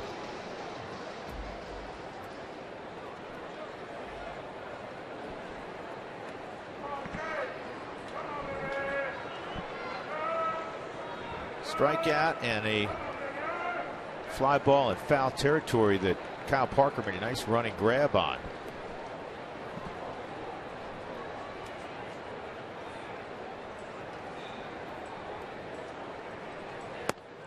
And Germain's first pitch at the knees for a strike.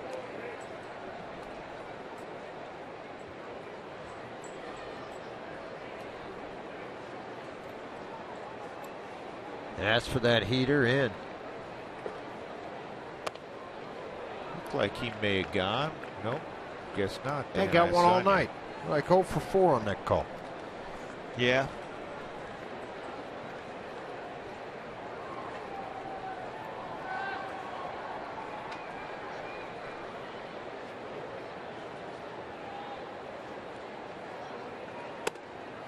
Two and one.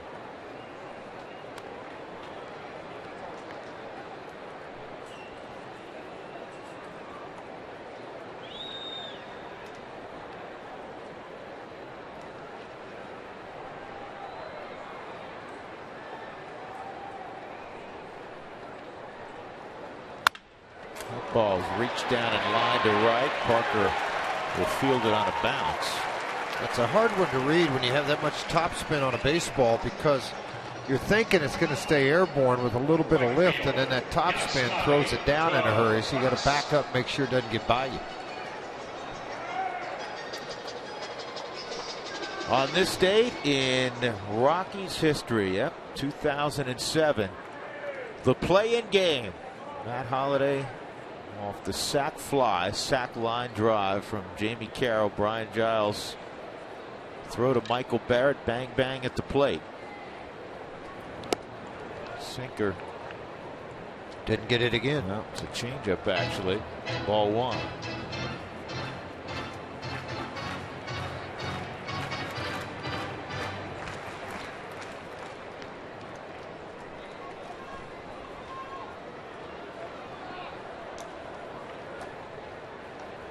That was Monty Tomas.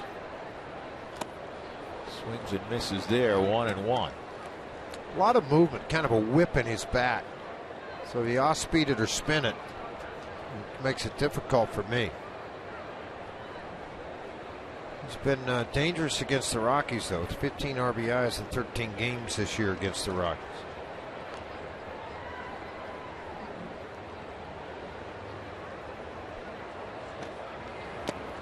Two and one.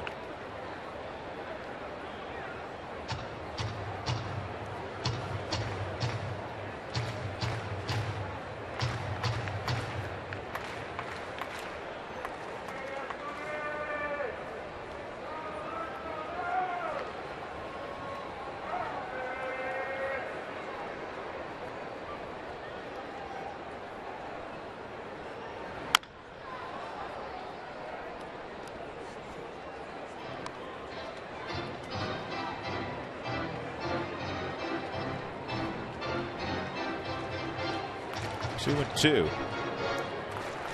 Germain has the kind of stuff that he induces ground balls. A lot of that due to that good changeup, and it is a good one.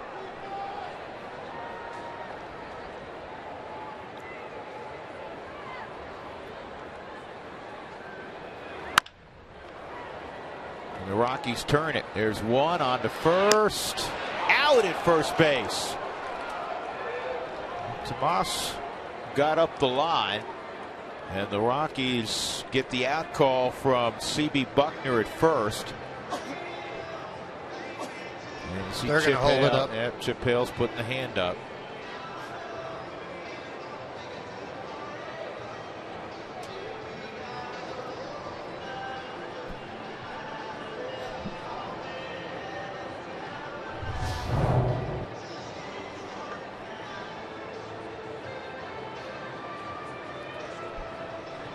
Pretty close there. I can't tell. They can't. They waved it off. Gave him the double play. Yeah, and you know what? I was going to say, that's the good news, because he was called out. You know, Chip Hale arriving at the same conclusion. They wouldn't overturn that. It's video, guys. 6-4-3. A double play, and now Chris Owings with nobody on. Career .339 average against the Rockies.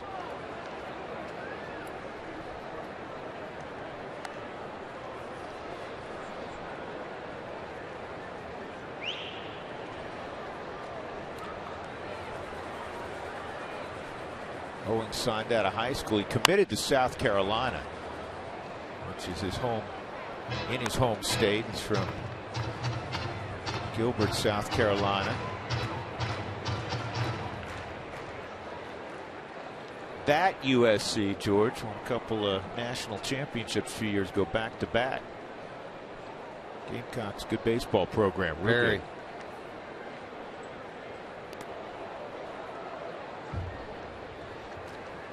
He was drafted 41st overall in 2009. Came out and hit .306 in rookie ball.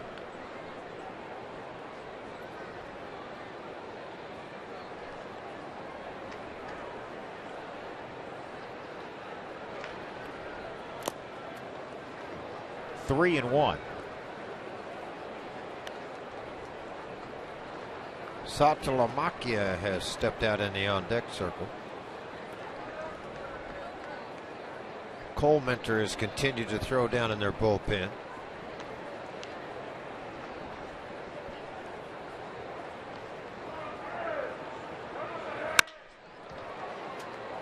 Reyes has got it, and it turns into a real solid inning again for Gonzalez Germain. So we turn the page. We go to inning number 7. The Rockies leading 5-4 in Phoenix.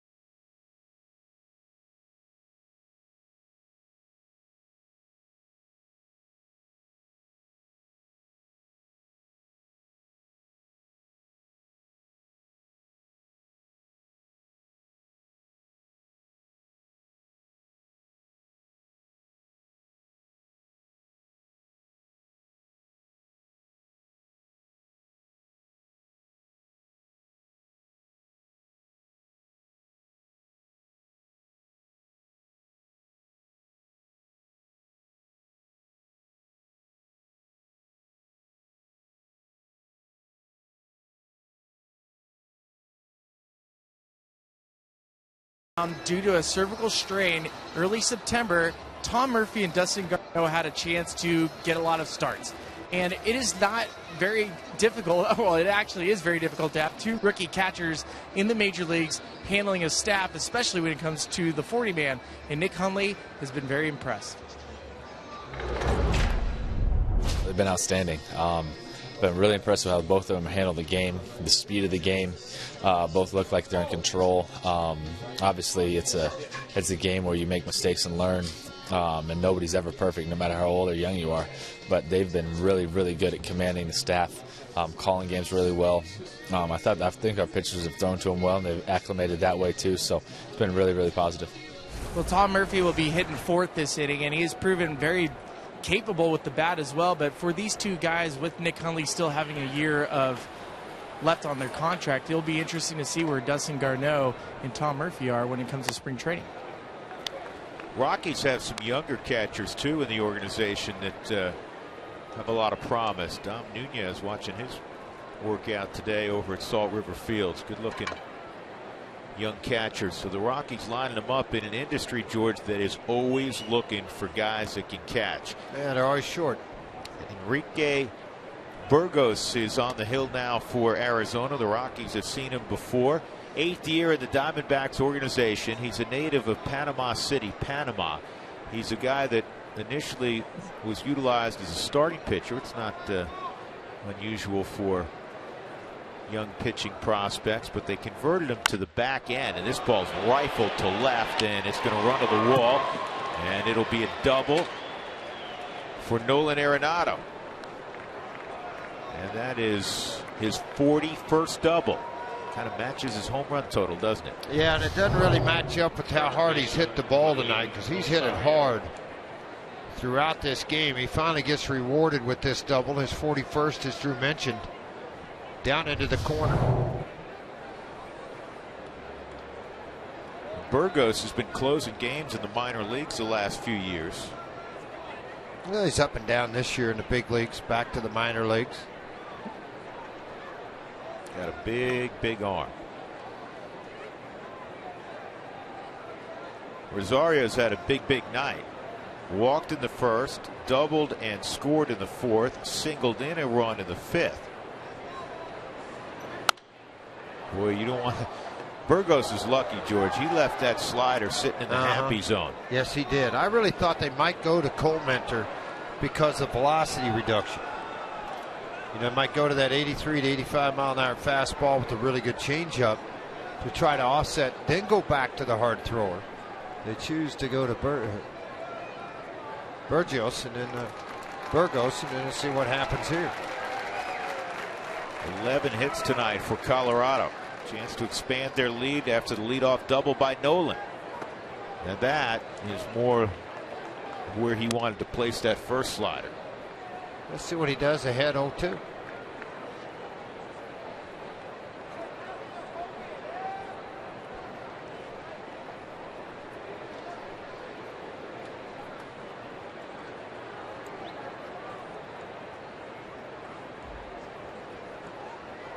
Four-year-old, big, strong kid, 6'3", 250 pounds. And he got Willeen on another slider. One out, and that'll bring up LeMahieu. LeMahieu will probably see a steady diet of the same exact pitch. But you do your homework a little bit when you stand there in the on-deck circle, don't you? Well, you try to. You understand what guys throw. Especially when you have a guy in front of you who's a right-handed bat. It helps. One guy's a good breaking ball hitter, and another one's not. But those last two sliders he threw Willeen were nasty. It's hard to sit on that when a guy throws in the upper 90s. That's four straight out of the bullpen into the game. Four straight sliders after giving up the double to Nolan.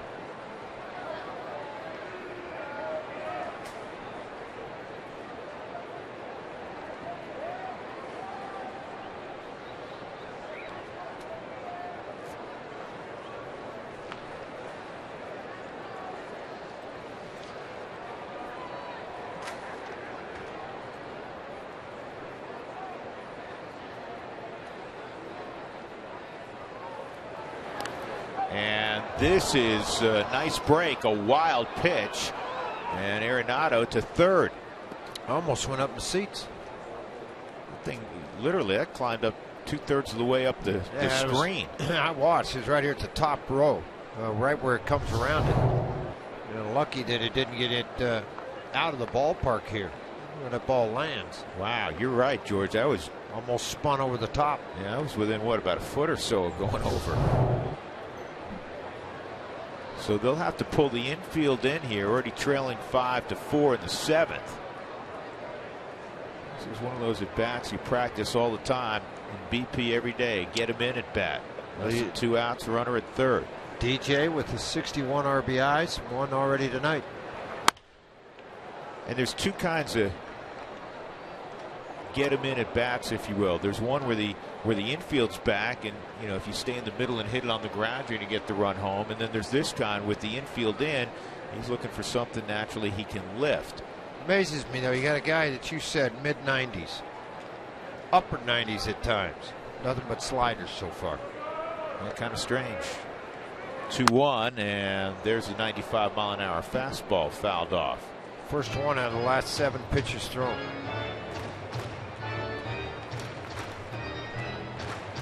We have maybe a slider count here, and I'm sure that's on the mind of Nolan Arenado as he will walk into his lead, try to read the angle of that baseball. You get another one in the dirt. Rockies already scored a run on a wild pitch tonight. You just saw a wild one a moment ago. And there's the block. It was in the dirt. It's easier to block that when it's behind home plate, not in front of it. That's why we always say so much on the plate of a catcher. Calling a game, trying to help control the running game, blocking pitches when there's runners on base. Oh yeah, can you contribute a little bit offensively also? Slider again. 3-2 on DJ. And he broke off a good one. The foul tip. Now, did that hit the dirt? That's what DJ's asking. Dale Scott's saying, no, you rung up. That hit the dirt? I think it may be a foul ball. He definitely clipped this. Yeah, that's a foul ball. Yeah, I couldn't tell. Pitcher's foot came up in front of it. Well, you know what? Good for Dale Scott. He looked down at CB Buckner, and I think CB helped him out.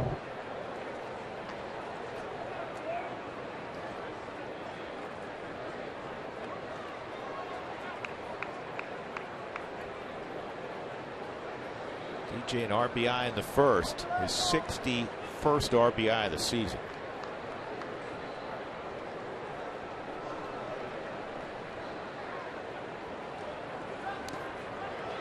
And the ball gets away. DJ runs, and now Nolan came about a third of the way down.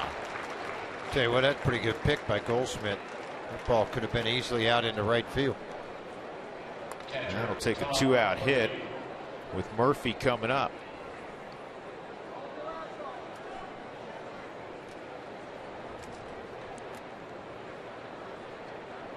Murphy, a sharp grounder to the left side. Jake Lamb stole a hit from him in the first. He also has a ground ball to second and a strikeout. Those at bats against Patrick Corbin. He's facing Enrique Burgos here in the seventh.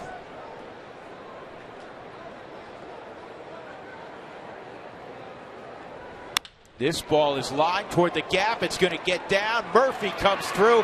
It's going to roll all the way to the wall. Rockies take a 6-4 lead. What a clutch double there from Tom Murphy. Well, he just set on slider. And if you think back to the one that was thrown to Willeen that hung, that one hung right out in the middle of the plate. It stayed there, and Murph just set on it, wasn't fooled by it whatsoever, and drove it out into left center field for a double and his 9th RBI. Good looking swing, good looking AB, huh, Spilly? I loved it. I love the at bat. You know what? I'm up here with Bobby Freeman. That's the Arizona Diamondbacks organ player. We've been banging the drums up here. And actually, he's been rooting for the Diamondbacks. I'm rooting for the Rockies. So we're going to see if Kyle Parker can do something. Can you get the fans involved? Here we go. We're going to bang away. You hear that? Yeah, I just banged the drums. It's chaos. Yeah, I just took Bobby's job. We need a hit, Kyle Parker. Get your foot down early and let it fly. Well, he's had a couple hits tonight, a single and a double. It's his best ball game in more than a month offensively. His last multi-hit game came August 22nd. Is that you, Spilly? We're rooting on the Diamondbacks right now, apparently, but I'm cheering Rockies.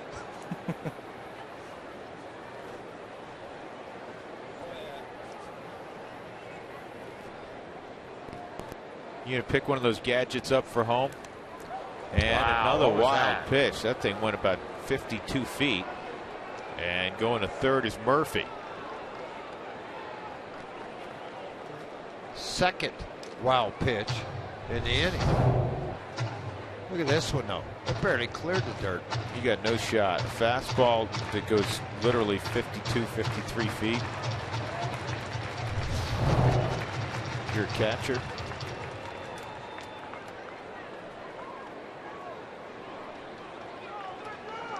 Well, if you have the guts to do it, George, if you're Parker, even though it's a 2-1 count, sit on that slider again, because he's had better command of that, and that was the signal from Castillo.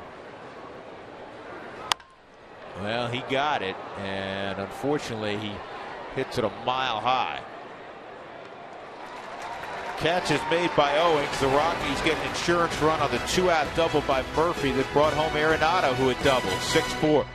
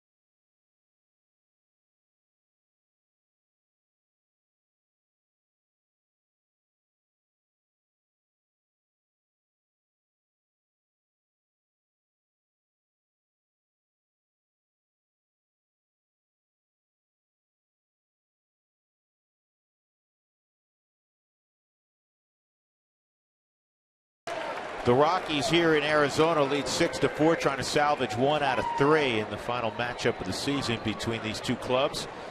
And the Rockies will turn to Justin Miller here in the 7th inning. And the Diamondbacks will turn to Aaron Hill, hitting for the pitcher Burgos. Hill, Pollock, Goslin for Justin Miller. And the right-hander has been very effective ahead right here with a 94-mile-an-hour fastball for strike 1. 32 ball games. He has a 3-2 record, but the strikeouts continue to mount. He's given up 2 hits this month with 18 strikeouts. Figure that up. Yeah, and those batting averages against 162, 153. We're going to change it in September. It's October. Yeah. Be tough to get 18 strikeouts in one day out of the bullpen.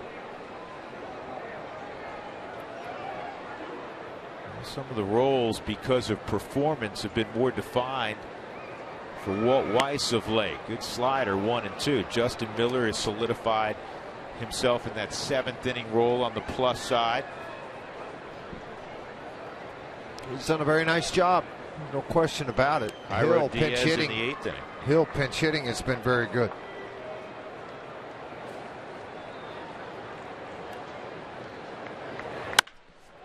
This is in the air to Parker and right. On the track, he makes the catch. A.J. Pollock coming up. Here's our Century Link to what's next. Starting pitching tomorrow in San Francisco will feature Kyle Kendrick for the Rockies, and a guy who threw a no-hitter earlier this year, rookie Chris Heston, will make his 31st start for the Giants. Rockies on Sunday will see Mad Bum. Madison Bumgarner will throw on Sunday unless they call that one off. I think they will. Don't think they'll call it off? Yeah. I don't think you'll see him. Pollock takes a slider for a strike. You know, he lost to the Dodgers the other day. He has 18 wins. Had he won that game, then probably would have saw it. Yeah. They have a shot at 20.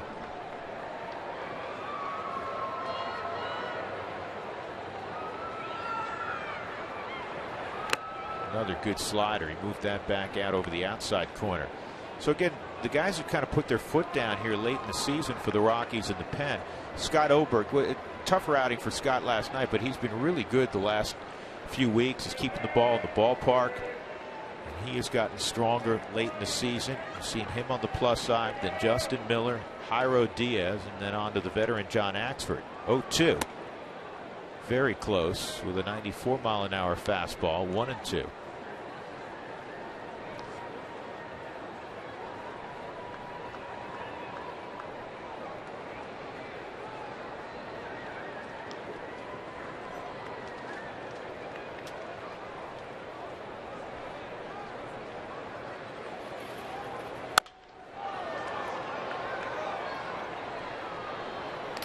If you had dreamed of ever becoming a Colorado Rockies, sign up now for fantasy camp taking place at Salt River Fields featuring special coach Todd Helton. It'll all go on January 27th through the 31st in 2016, so make sure you do that. Visit Rockies.com/fantasy camp for details. It's a lot of fun. I will promise you that. 303-312-camp. Ground ball to Reyes. He comes and gets the good hop and throws out the fleet Pollock by a couple of strides. 2 gone here in the 7th. And that'll bring up Phil Goslin, who's 1 for 3. Second baseman. Good luck on your retirement, George. I'm going to miss your giggle. All right. Janine. Well, Janine, let me give you George's cell phone and you can hear him giggle. It is. How's that? There you go. You got it. You want me to give it out? No, not yet. Okay. I'll call you.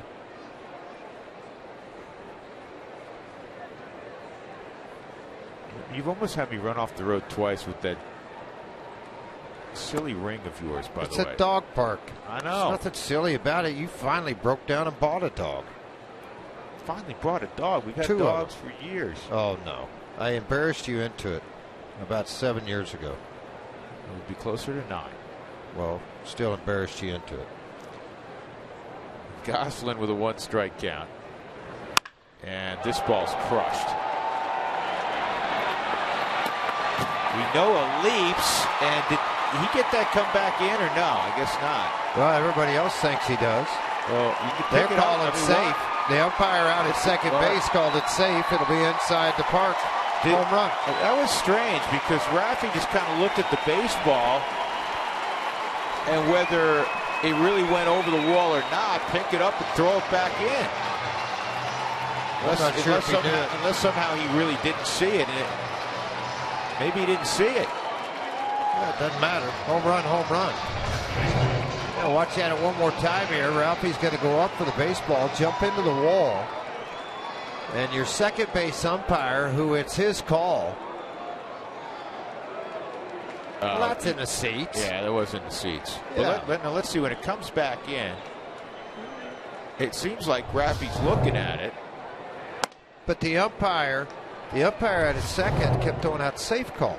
Miller said throw the ball in. It was a safe call and nothing happened. So the run scored against Justin, but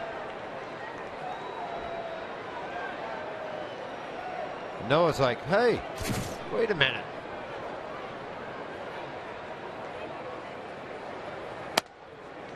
So it's a 1-run game. Gosselin. It's been like their offensive MVP in this series. Swung the bat well, hadn't he? 6-5 after his 3rd home run. And now you have the dangerous Paul Goldschmidt. Doubled in his last at bat. And Miller, I like it's coming right after him. 1-2.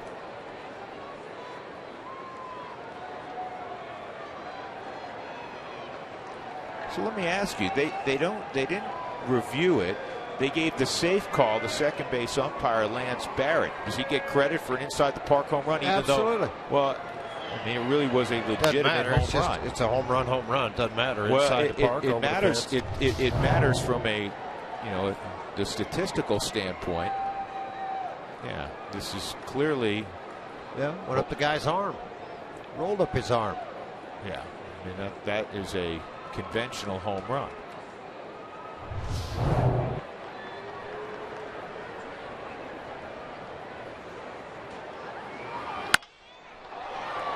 That's going to reach the seats on the right side.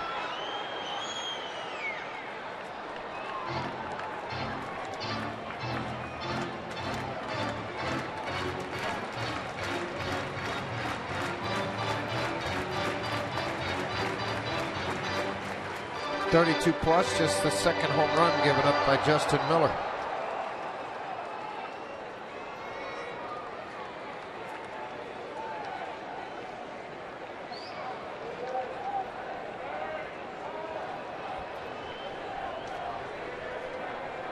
Two outs, 1-2 on Goldschmidt, and this is on one hop to Reyes, and he didn't get Goldschmidt.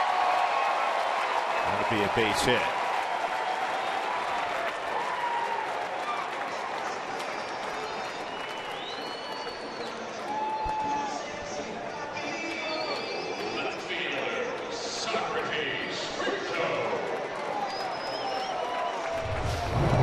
Tough play. Ball's one hop, went right at him. Took a weird hop and a jump right at his face. He tried to beat it out. Goldschmidt, knowing that he's got a chance for an infield single. I'll tell you what, that guy puts it up and puts him down, doesn't he? You got to be concerned about him potentially running. Fastball for a strike on Brito, who's got a single and a triple and a run batted in since having to come into the ball game for David Peralta, who got hurt trying to make a sliding catch. 21 stolen bases for Goldschmidt. Arizona down a run. Bottom of 7.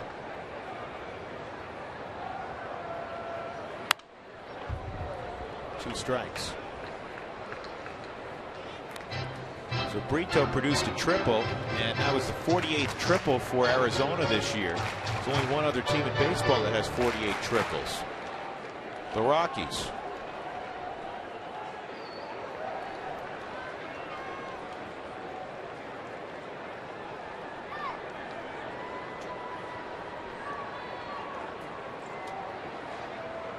It's all because of Justin Morneau, you realize. Uh-huh.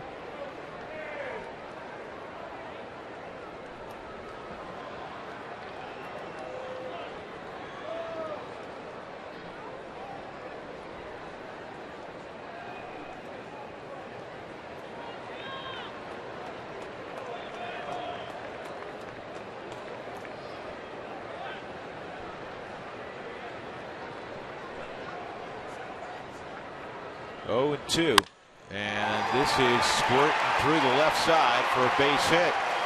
Man, Brito, he and Gossett. Two youngsters playing pretty good. I bragged about the 2 hits given up by Justin Miller in the month of September, and unfortunately here he's given up 3 hits. One of those have been a home run.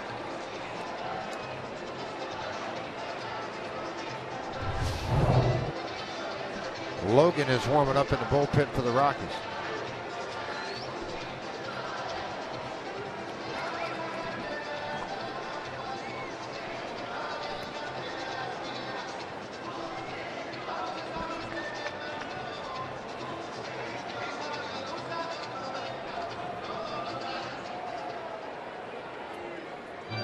Wellington Castillo coming up. He's 0 for 2 in a walk. He drove in a run with a ground ball in the first inning.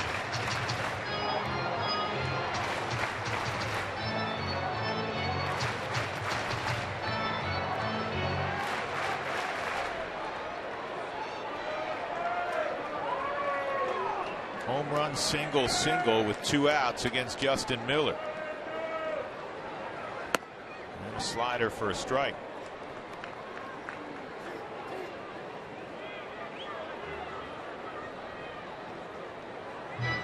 Castillo arrived in Phoenix on June the 5th. No catcher in baseball has hit more home runs.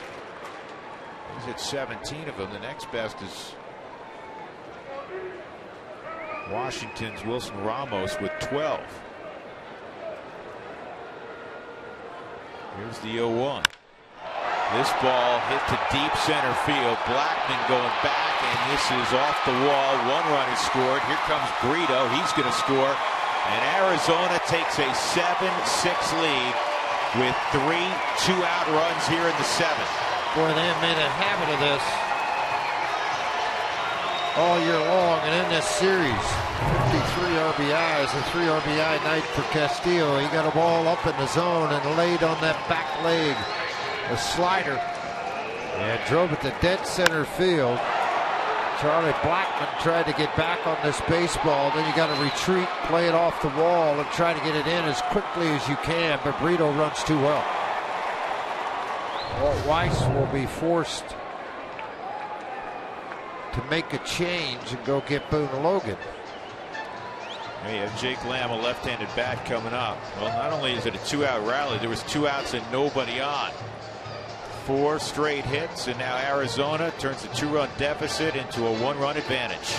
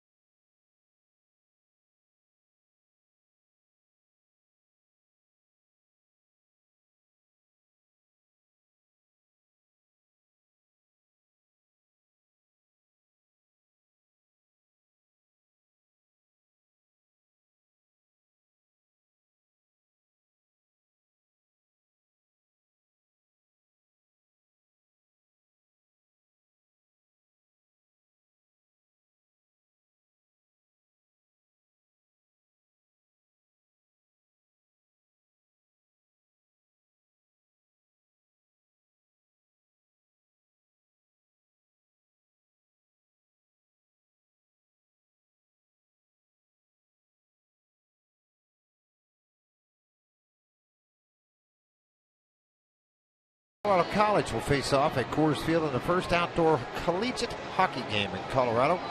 Tickets are on sale now at Rockies.com/hockey. The Rockies will turn it over to Boone Logan. The left-hander has been on a pretty good run of late. 35 innings, 44 strikeouts. He has walked 17. Continued dominance of left-handers, 229 average, and they have yet to leave the yard.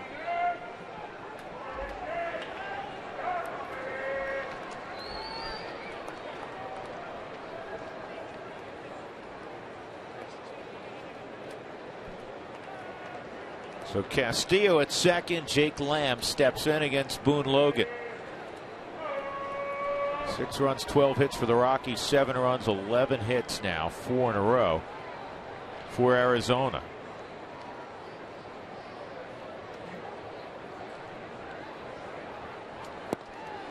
And that's going to go.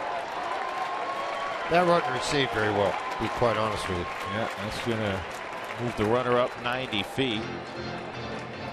Not sure what they're going to end up giving Logan, but just tried to push that ball away from him instead of turning the glove over and trying to receive it.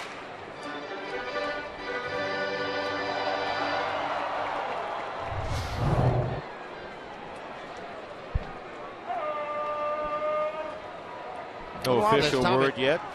Yeah, Tommy had caught a lot. I mean, he has caught them. Wild pitch.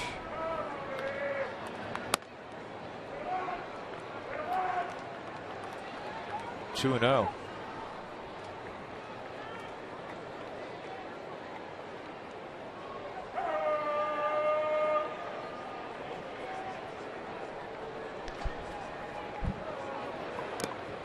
Three and 0, and this is going to cost the Rockies another run as Boone Logan spiked the slider, and it was not blocked by Murphy. So second or third time. Second or third time it's happened to Murphy in a ball game where maybe either not recognizing the sharpness of the break, but that ball either hit right on home plate or behind it, but yet you still got to drop to the knees with the runner at third, not try to pick it. It hit right off the edge of the glove, went to the screen. That run will come in. It's a 2-run ball game. And the 3-0's in there, 3-1.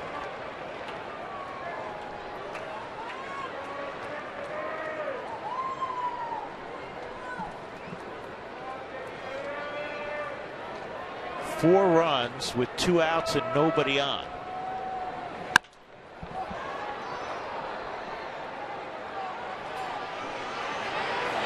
And finally, the inning is over. 8-6 Arizona.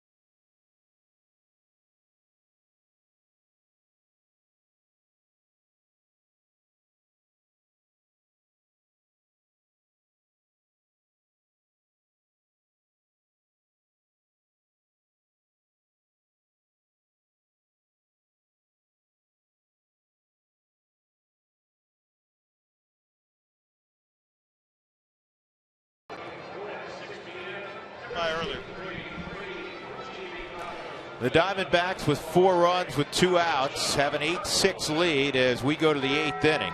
Rafael Noah is going to lead off at Chase Field in the 8th, and Andrew Chafin, the product of Kent State University, is going to handle at least the initial portion of the 8th inning. It's been a good night for Rafael Noah.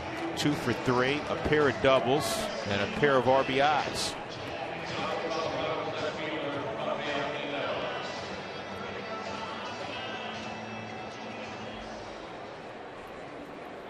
So the switch hitter in from the right side.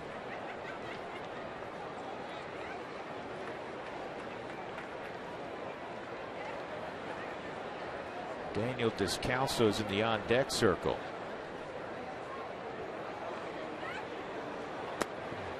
And Rafi shortened up, takes a look at ball 1. You know, 11 for his last 33 at the plate. Got a slow heartbeat.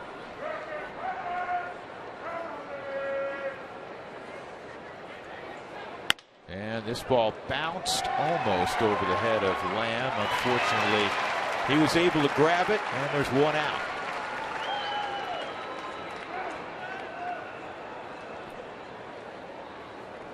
So Descalso will pinch Pinch hit. hitting for Boone Logan, number 3, Daniel Descalso.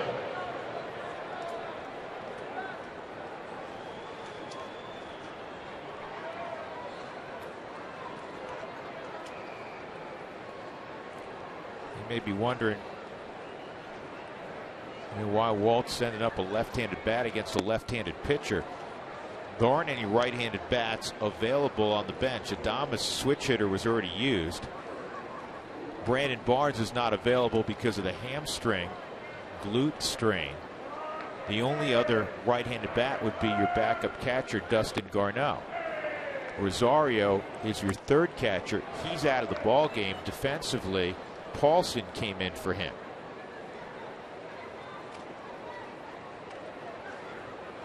With the Rockies having a 2-run lead in the 7th. And this is slowly hit second. Goslin will throw out Descalso. That'll bring up Blackman. With every challenge called, the Subaru Eyesight Review will determine the outcome. Love, it's what makes a Subaru a Subaru.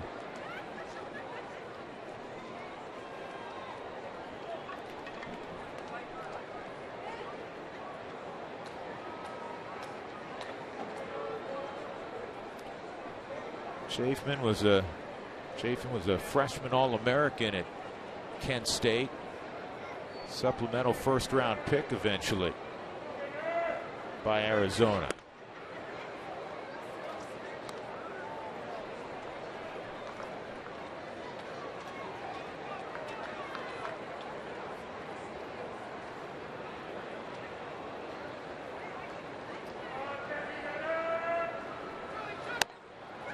Strike. 1 ball, 1 strike. Charlie a strikeout. Tried to bunt his way on. Was thrown out by Corbin. A single and a walk as well.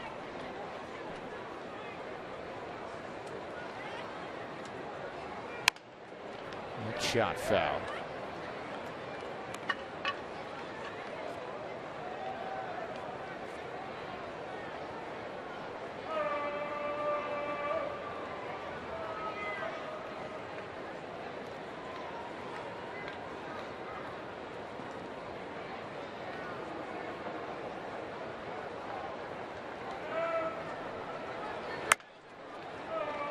To 3rd, Lamb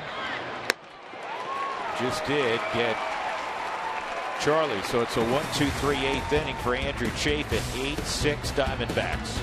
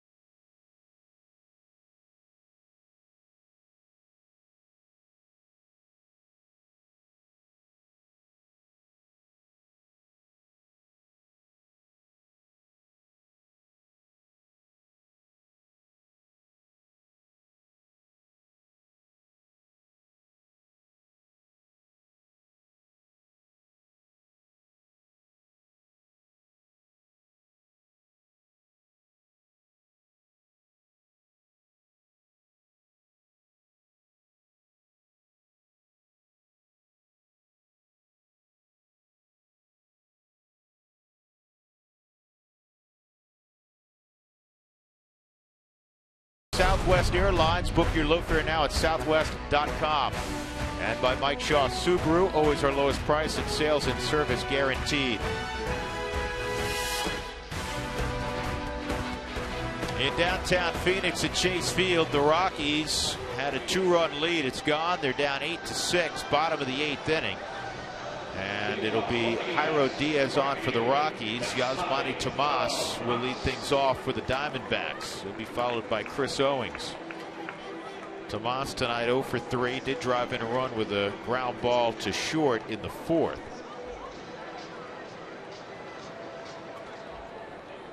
20th appearance for Diaz. A lot of good things for Jairo. A lot of good things.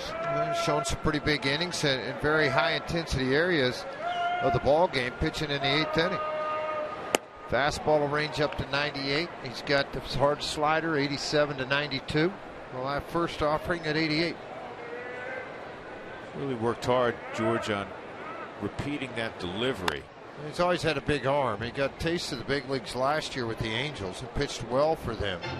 Command has been the issue, but boy, he's repeated well at the AAA level this year and finally here at the big league level. He went. Scott pointed at him. Didn't even need CB to indicate that. 1-2. Rockies will have Reyes, Arenado, and Paulson in the bottom of the, the top of the 9th. Good slider, and Diaz fans Yasmani Tomas. Quick work. You like it. Shortstop, Chris Owings. Hey, final Rockies Weekly coming your way. Mark Stout been working hard on that. Who jersey Mark have on? His. Mark's worn like 37 jerseys this year, different jerseys. It's kind of fun. Chris Owings fouls it back. Chris 0 for 2, an intentional walk in the 4th.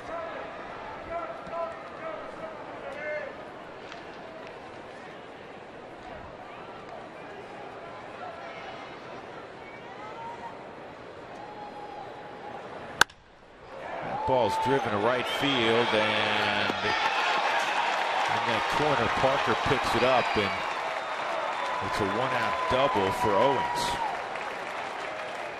And do you see Parker? He almost went down on that warning track. That warning track's like a skating rink. It's just not a whole lot of surface there. It's very, very hard dirt, clay up underneath with some gravel on top of it.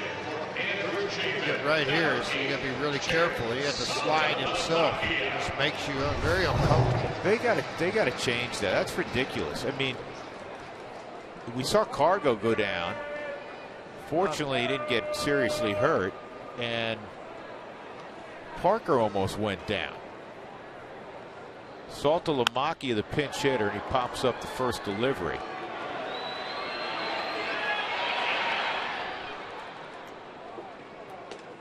Now, the other night, Cargo really very lucky, to be honest with you. And he had cleats on, too. You can see, look, there's not a lot of surface that comes up.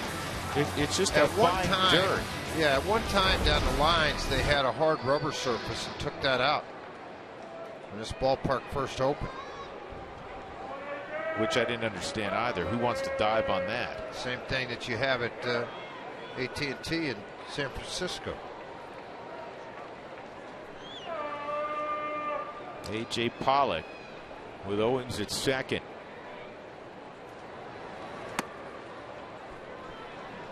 Well, Parker got right over by that door, and then it got really concerned right here. If feet start to go, not any good. Just takes your confidence away that you're going to be able to. This looks kind of like running on black ice, buddy. No fun.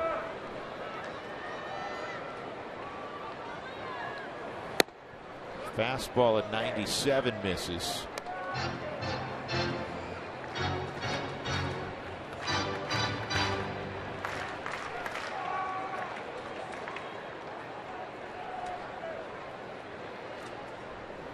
Pollock at Notre Dame, twice the team MVP. native of Connecticut.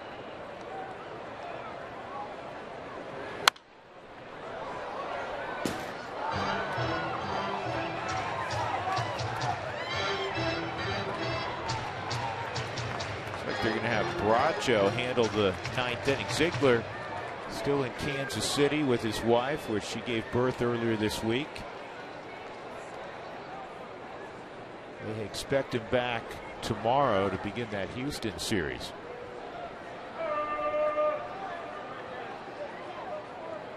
Two 2-1 from Diaz. Boy, see how much movement that fastball had at 98. Look at the movement on this thing. It is nasty. Big hard sink on that outside corner.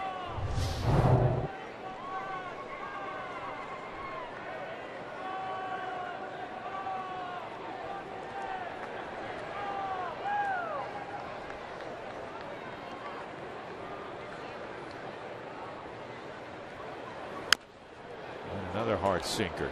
Yeah, that one got Dale Scott. Murphy knows the routine. Go out and talk to the pitcher, give the umpire a moment.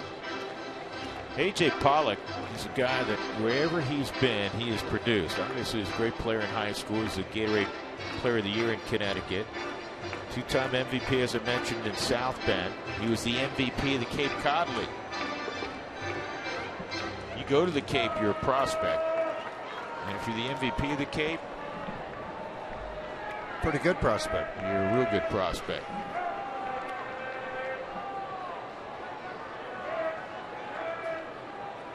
Two and two. See, Murph blocked that beautifully that time. Yes, he did. One of the things that makes catching so difficult, George, as you well know, and you can't have even a momentary lapse in focus. No, you can't think and trust your hands, and I call them bullpen habits. When you start to try to backhand stuff instead of blocking, because you have that happens a lot down in the bullpen, but you got to practice it really hard when you're down in the bullpen. Murph's going to be fine, young kid. 3-2 on Pollock. And he got him with a hard sinker. So Owing stranded at second. We'll go to the 9th inning. The Rockies need a rally. They're down by 2. Reyes will lead it off.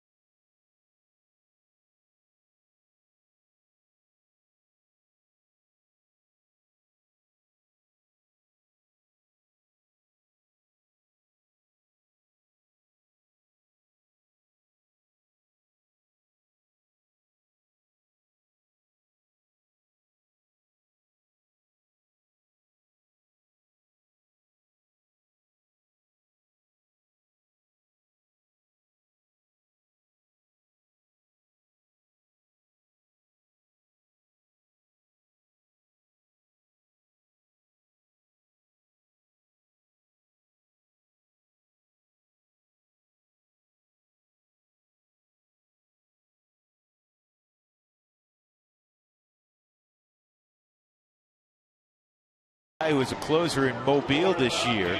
Silvino Bracho, the Bracho man. We saw him for an inning and 2/3, George, on Tuesday. 19 saves in the minor leagues this year and 64 minor league career saves. See this 19 saves go to work. He was good for an inning and 2/3 the other night. An aggressive attitude on the mound for a youngster. He throws extremely hard. Started the year in Visalia, went to Mobile, Alabama, and headed right up here. When is the next time, if ever, you're going to say, he's a soft-tossing late inning guy? No such animal anymore. If Ziegler was coming in. even though he throws them down under, he's got pretty decent velocity. No, it's 84 to 86. Occasional 88. Well, a little harder. But he's it's the deceptiveness that he has in his delivery that gets good results. So here we go. Jose Reyes against Bracho. The key to Bracho getting outs here, first out. Any young kid getting an opportunity to get a save at the big league level. And Chip Hale has said, is this our late inning guy next year?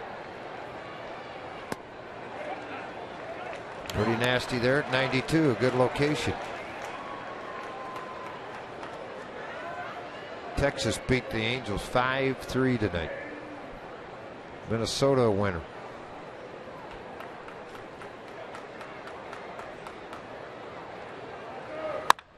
This ball's hammered but foul. That wasn't anywhere near where Castillo wanted that baseball. He wanted the slider on the outside corner, and it hung right in the middle. And Jose just couldn't hold back from pulling the trigger.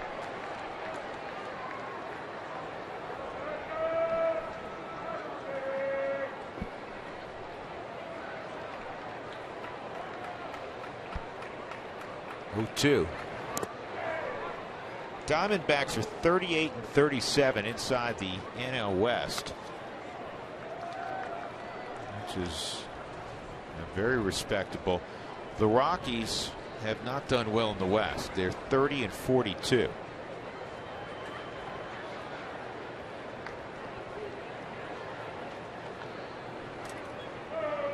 One-two on Reyes. And this fastball at 94 reached back for a little bit more.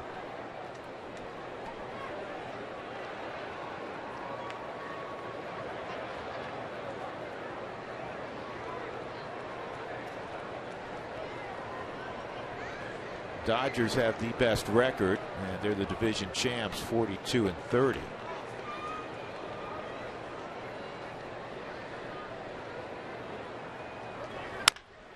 And that is bounce foul. Silvino Bracho's from same city as Carlos Gonzalez, Maracaibo in Venezuela.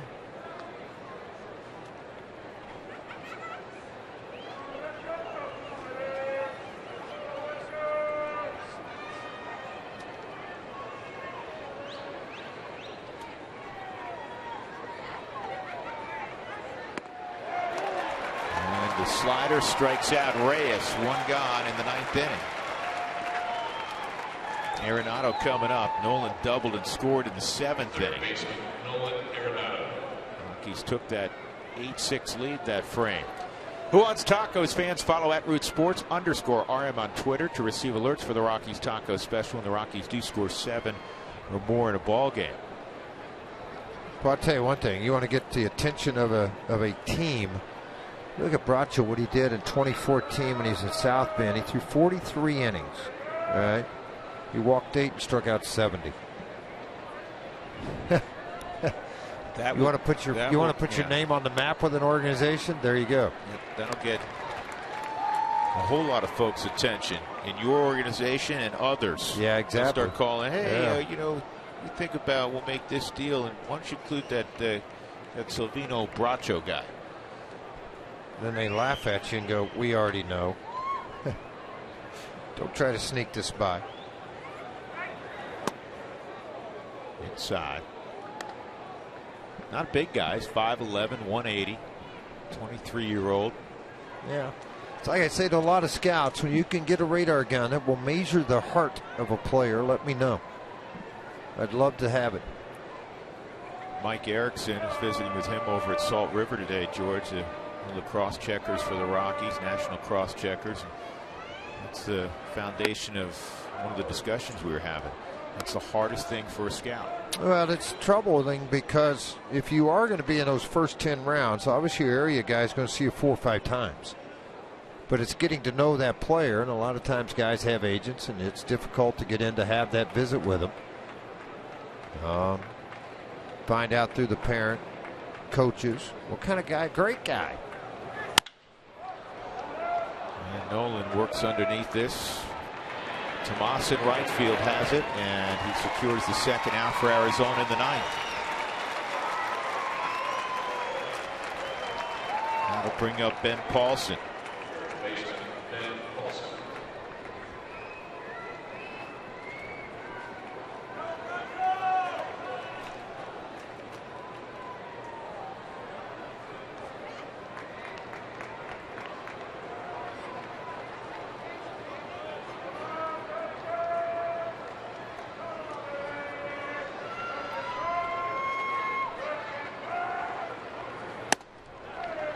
Fastball's in there, 0-1.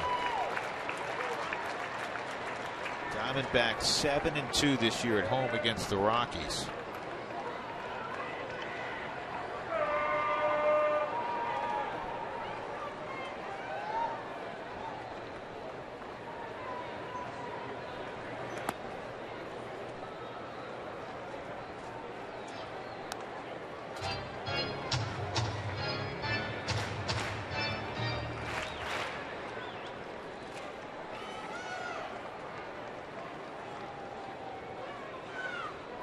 Arizona's bullpen did give up a run when Burgos gave up a run in the 7th. They had a stretch going to more than 13 innings without giving up a run. This ball's in the air to fairly deep center field, but it's a routine play for Pollock. He's got it, and the Diamondbacks win it in come from behind fashion 8-6.